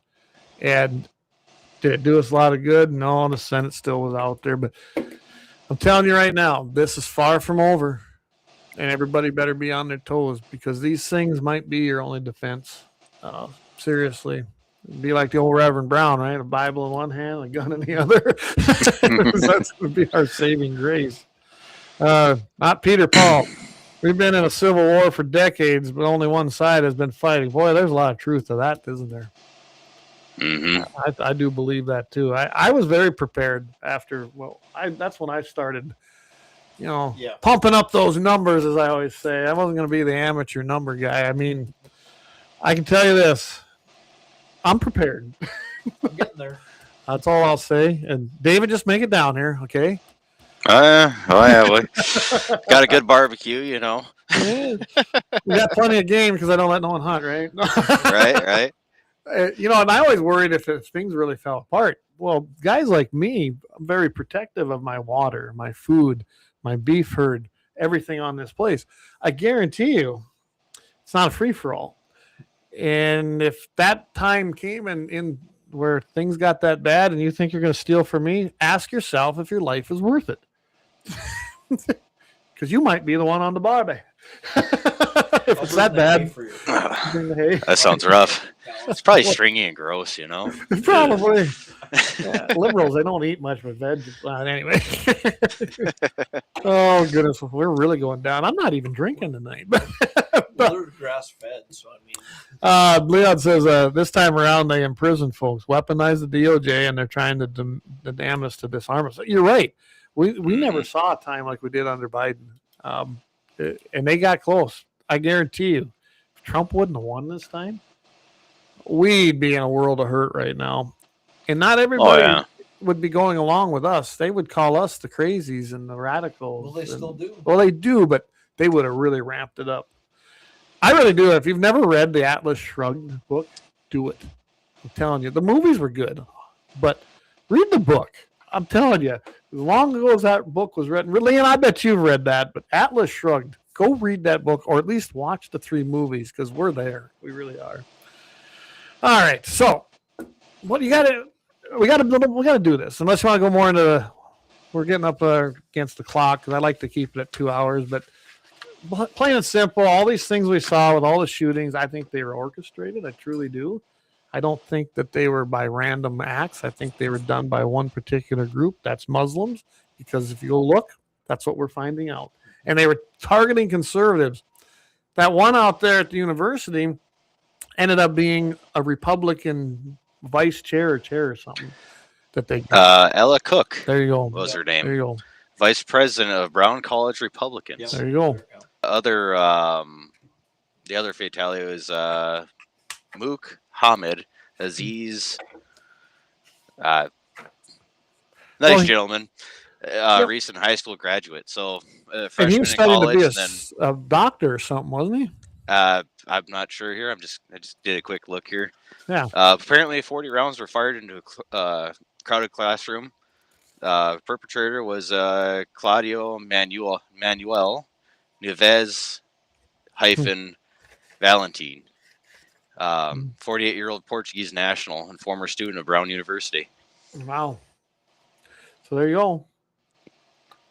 It says after a 5-day manhunt, authorities discovered him dead in a storage facility in New Hampshire. So they actually found him today, dead in a storage unit. Oddly convenient, really. Oddly convenient, ain't it? You lock yourself in a storage unit, or I'm assuming it's locked. Targeted attack, but random. Guy, is dead, but wasn't planned.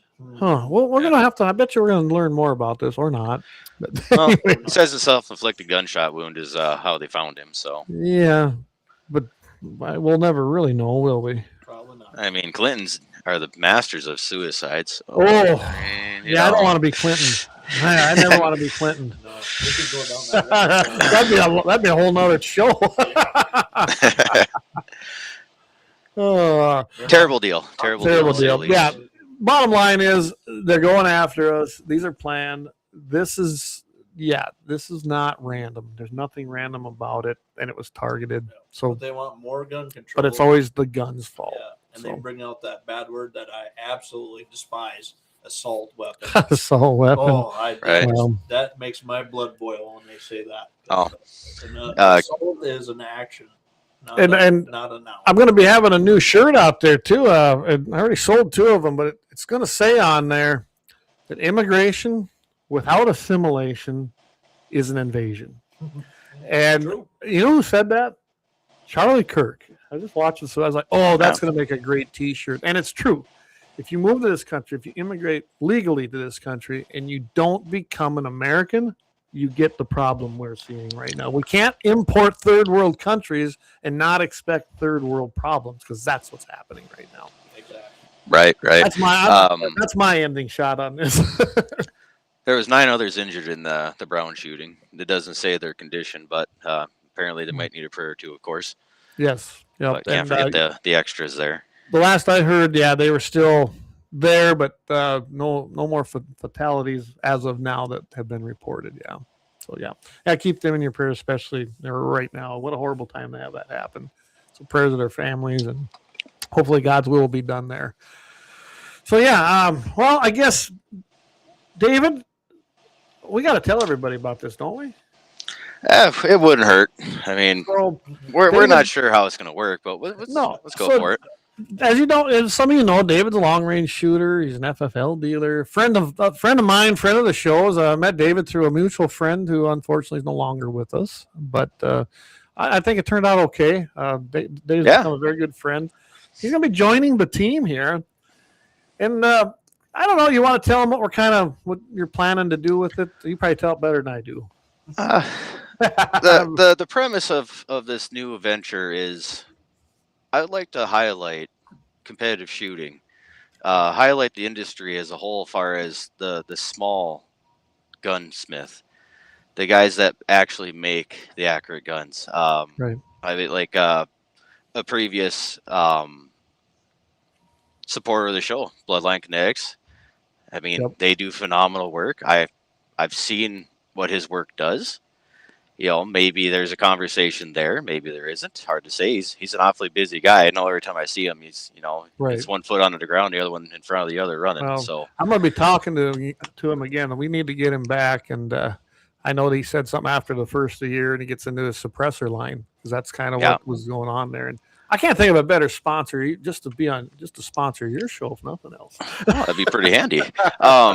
So my plan of the future is to bring on guys of the industry that help build the guns that allow guys in my sport and other competitive shooting sports to succeed at their championships, their medals, their achievements, their lifetime goals.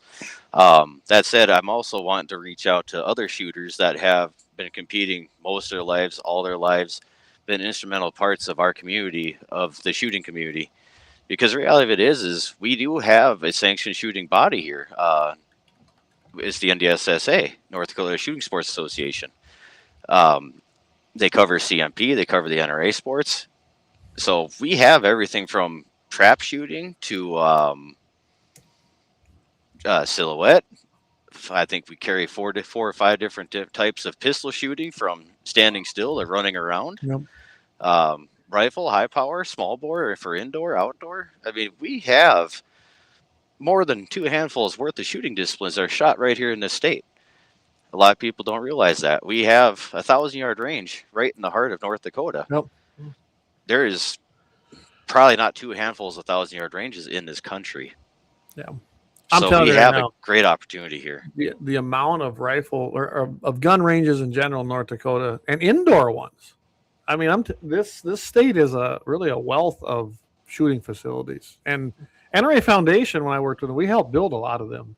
A lot of the NRA money went into those from the Friends program. Yeah. I mean, the ones off the top of my head is, I'm not familiar with the Rolla Club. I believe there's one in Rolla. Yep. They have a fantastic mid-range course there. It's one of Red my River favorite ranges. No. That's no, but I mean, that's one we put a bunch of money into as well. Oh, yes. That's an indoor facility. We've done some over there where Dan's at in that Dickinson area. I mean, yeah, there's just, I didn't mean to interrupt you, but there's just so many great ranges, either outside, indoor or outdoor. Trap, Yes. rifle, pistol, you name it. Yeah, absolutely. Yeah, I mean, we got a 600-yard range that's in Rolla that shoots almost every discipline available, as far as I understand. There's one right out just west of Grand Forks. They have a pretty full schedule. We have the 1,000-yard range right outside Moffat that is tied to the BMRPA club. Yeah. We have an indoor range right here in Bismarck that is used thoroughly all winter. I took this off my shelf. It's kind of tough to see. It's a little bit of highlight. Yep. This is the schedule. That's the deal. Holy moly. The schedule of every shooting discipline shot in North Dakota. I got from March here all the way up to December 21st. So the season's not even over yet. I mean, we got black powder cartridge silhouette shot indoor. We have light rifle iron match, so that's iron sights with a light rifle. That's shot in Minot. I mean, we got Minot, Devil's Lake, Grand Forks, West Fargo, Moffat, Bismarck. I mean, everybody in this state is well within 100 miles of a range that they can come out and have fun and try this. And I always tell everybody, it's intimidating. It is. I was brought in by a friend, and I got hooked. I got a new shooter in this year. I got a new shooter in last year. Basically what I always tell people is it's a competition. It's intimidating. Don't worry about coming in and trying to clean house, because we have a mutual friend that I brought in this year. He brought a donkey to Churchill Downs. Best way to put it. He didn't have a snowball's chance in hell in competition, but he came. He learned from it. He enjoyed the hell out of himself. I sold him a rifle for this coming season. I can't wait to see him come try again. Awesome. Yeah, Leon says there's 5 between his place and Fargo. Yeah, I mean, they're everywhere, guys. They really are. And then, of course, you've got the Game and Fish ones that they built, south of Bismarck and south of Mandan. Yeah. There's one up in Wilton. I mean, they're everywhere. Not Peter, Paul. Yes, I'm very familiar with the Appleseed Project. I haven't had a lot to do with it in years, but yeah, pretty familiar with what they used to do. Maybe that's something we can talk about at some point, guys. Give us some more information, Dave, on your show, or how to get involved, or more, a little bit more on that. Can anybody do that? Or because I'm a South Dakota resident, could I absolutely join or whatever? Nope. Absolutely. All these matches, if you go to ndssa.org and you look at the schedule, you can see the type of match it is, the location it's going to be, the contact that is the match organizer, and their phone number. There it is. You don't have an excuse to not get this information. Yeah. It's all right there, easy to get to. It's on the schedule. I mean, some of these matches, rain or shine. Some of these guys, they might cancel if it gets too hairy. It happens. It sucks when you have to travel, but it's the way it goes. I've been to matches that we had great cinnamon rolls and gone home. So, yeah, cool. But the basic of it is very interested. I know there's probably a lot of other guys that are very interested in getting that, because I'm still an active hunter, fisher, or whatever, but I'm getting more into I want to get into the competition side of it, because that's fun. I mean, shooting against people, and having a good time, and seeing if you can really, nail the target or whatever, I mean, because I'm very novice at this. So it's extremely interesting to me, and I want to learn more and get more involved. The basics of it is you come to a match, you sign up, and it's just like any other social function that you don't know anybody. Everybody looks at you like, who's a new guy, whatever. And realistically, it's just the way society is. You see a new guy who's a stranger, you guys walking around with a gun just like the rest of us, but I don't know. Yeah. And but basically what it comes down to is keep trying, just be friendly. Don't expect a lot on your first couple times out. And when guys start realizing that, hey, this guy is new, he is a low skill shooter, you're going to have guys that are just looking at him like, this is going to be my new pet project. I'm going to see if I can get this guy to shoot better this year. It's happened to me. I I can honestly say I can thank my first championship to one of the Canadian World Team shooters. Oh, wow. Scott Kyle, from the beginning, seeing that I was struggling and didn't see little things, and he dropped me little crumbs along the way. So I got to say 100%, if it wasn't for the day that he watched me struggling fighting with the equipment that just wasn't up to par, he gave me little bits of advice, and it got me my first championship. So I got to completely say hats off. This is not a journey that you do by yourself. It never is. Nothing like this. I mean, I could tell you everything I know. Scott could tell you everything he knows. Drew Rutherford, another US shooter. There's a wealth of knowledge there. Well, and then the camaraderie with the guys. I mean, yeah, and then you get your bragging rights here and there or whatever. But meeting new people and getting to enjoy it with fellow people that like to shoot. I mean, I'm all about enjoying and that, and I am pretty competitive myself. But yeah, I have got a lot to learn. I do know that. So yeah. You know, but to make a quick point of it, when you show up to these matches, you register, you sign up, your name's on the board, and you look at that scoreboard, and you're like, holy crap, I'm getting smoked. You know, it's like, wow, this looks awful. And the reality of it is, it's a competition amongst everybody. That is true. At the end of the day, you are competing at your level. So, as if anybody follows Guns in the 701 on Facebook, you'll see that I tag Guns in the 701 after every one of my matches because I get support from Guns in the 701 for my shooting. No, I like watching your posts. Well, and here's what we can do when we get our new website launched here. Sounds like that's going to happen now. I just talked with her basically the first of the year. Maybe we'll put a link on there to North Dakota Shooting Sports Association because that's probably the best place to find it. Then, if you can't remember that, you can hit GAT701 and check it out. So yeah. Well, so, and if I remember right, David, on the new show, we don't have a name yet, but about once a month is what we're looking at to start off with? Yeah, we're going to try. You can do what you want, but I think that's if that's where you want to try it, great. If you want to go more, we're good with that too. I think what's going to end up happening is the few guests I've approached, they are very, very busy. I mean, guys are traveling, guys are all over the place. Some of them have, easy schedules to work with, but the basics of it is I'm trying to make it where it be a live thing where we can get a little crowd feedback just like we do here.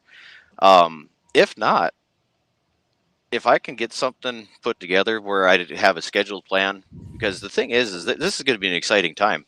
We are going into the world cycle in F class. So much like the World Cup, F class has a world cycle.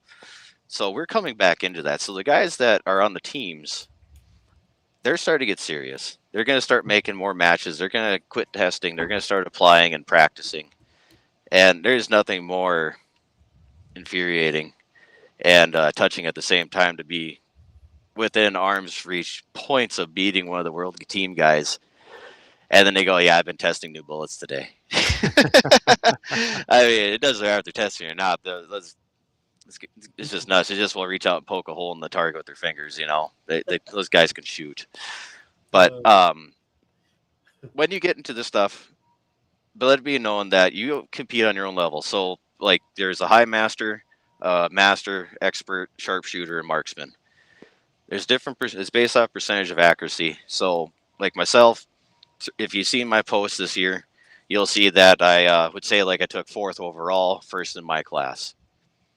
So I outshot everybody that's in my bracket, but I still look at the overall. And I mean, I have 3/4, a 3rd and a 2nd at the 1,000 yard, a 3rd and a 2nd at the 600 this year. I didn't make the tour I wanted to make, but it worked out. I can't say enough for the support that helps. I can't do without the sponsors. I really can't. I got a couple boys at home. The hands are full. I mean, I'm really excited to this. I'd like to. I'm hoping to share my oldest boy's journey this coming season. I bought him a rifle. It's going to be fun. The kid can shoot. you guys seen him shoot at the Guns and 701 days. He's doing good. So it's gonna be fun. Well, I'll tell you what, everybody, we're getting past that 2-hour mark. But David, you definitely know 3 hours. We're not Rush Limbaugh. No, anyway, David, we're looking forward to it. I think it's going to be a great addition. I do, and I'm really looking forward. And what an exciting time! Have your son starting out. I think that'll be part of your show. It better be part of your show. I mean, we want to see that. It's gonna be fun. It really is. It's. I do got to update everybody on something here. So Jamie had sent a message here. So he had put out there the Coyote Rifle Steel Challenge. I unfortunately can't be there. I want to be down in Black Hills ice fishing. It's taking place, I believe it's January 19th, 20, whatever that Saturday is, I believe. Challenges, entry fee is going to be $20. You have 5 seconds to send your shot once you're in the shooting position, starting out at 100 yards. Whoever hits the punch out on the gong moves into the next round at 200 yards, and so on until we get a winner. As far as the rifle goes, we'd prefer you keep it real.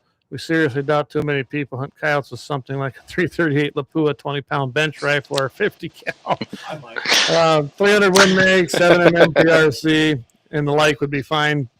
You can shoot offhand, off a bipod or tripod, no heel bags. We appreciate a confirmation that you're participating ASAP. Thanks to JD, Axel, myself, and everybody here at Guns in the 701. So there you go. You have it. So yeah, we're going to be putting this on. Jamie and Axe are going to be running it. Like I said, I didn't know when it was going to be, and they picked a date that I already have things scheduled. So you want to keep that in mind. It'd probably be a good time. Hopefully the weather turns out. And I imagine it's going to be the 17th. That's the Saturday. So let Jamie know, or you can email us. Email guns@gunsinthe701.com, or if you know me, go ahead and contact me, and I'll get that information to them. Or, of course, Jamie or Axe, if you know them. That'd be the easiest way. But if you need to, email guns@gunsinthe701, and the messages, I'll definitely get them, and I can get it to them. Dougie says, did you see that? I didn't know I couldn't use my Lapua or my 50. Shoots off. It's private land. He can use a 50. We know that. There you go. So, we just made some rounds for my 338 tonight, so. By the way, I'm going to not do the happy ending, but tune in tomorrow morning. I think maybe I'll use that one. I think I'll send this one to Todd because it's a good one, guys. You're going to want to listen to this guy. I mean, there's a hammer involved. You're going to want to. We got time. You're going to want to tune in. And I got a good picture of the guy because, he's an outstanding citizen. Just model. Every child should follow suit, All right, everybody. Looking forward to it tomorrow morning. Again, Mitchell in the morning at 7:15 Mountain, 8:15 Central. Leon comes live at 5 o'clock tomorrow night. Mountain time, 6 o'clock Central. Sunday Sportsman Devotion with Vance Bishop at 7 o'clock Mountain, 8 o'clock Central. And then right back here on Wednesdays, except this is the last live stream for the year. Please enjoy our Christmas music and stuff we'll have on Christmas Eve. And, of course, we'll probably do something for New Year's Eve, too. So with that, everybody, you got anything else you guys want to say? What about that drawing? The drawing is probably going to take place New Year's Eve, just like we did here. I think that was last year or year before. Yeah. It's sold out. I'm getting a hold of Jeff's tickets. Everybody else's tickets are turned in now. I just got to get a hold of him. So he had shoulder surgery, so it's not his fault entirely. So, yes, it hasn't happened. Everybody's in. Tickets are sold out. And I think we're going to do it New Year's Eve night. Stay tuned to the Facebook page or Twitter page for Guns in the 701. And I'll be announcing it. And if nothing else, I'll get on here live and just broadcast it everywhere and let everybody know, listen, here's where it's going to be if you want to watch it. So, or if it works out, David, we'll see. I may just drive up there and get you and Paul, and we'll just draw it. Have your son draw it again. Yeah, it seems to be pretty lucky. I haven't won yet, so I'm not sure how lucky it is. Might have to pick a different kid this time. I don't know. I'm in again, so watch. Leon says that Bob Wheeler's going to, and Michael Coachman going to be on tomorrow night. There you go, guys. So, that's going to be a spicy I don't want to miss it. Christ OS. That's another great thing. I'm happy where we're going. I think we're going to be expanding, and we'll keep you in. We got some plans. I've got some plans definitely for the next year. So, guys, have a great evening. I appreciate everybody tuning in. Thanks to our great sponsors, LAUER Auto Repair, Kalon's Auto Service, course, Horton LaserCraft and Little Angry Man Arms. Of course, Slash 8 Ranch, the greatest red Gelby beef on the planet. I'll see everybody after the first year, although I will be broadcasting our little segment Friday. And there's no segments on Friday for me on Mitchell in the Morning. Leon can let you know tomorrow night if he's going to do some the last 2 weeks of the year. So thank you again, everybody. Keep your powder dry.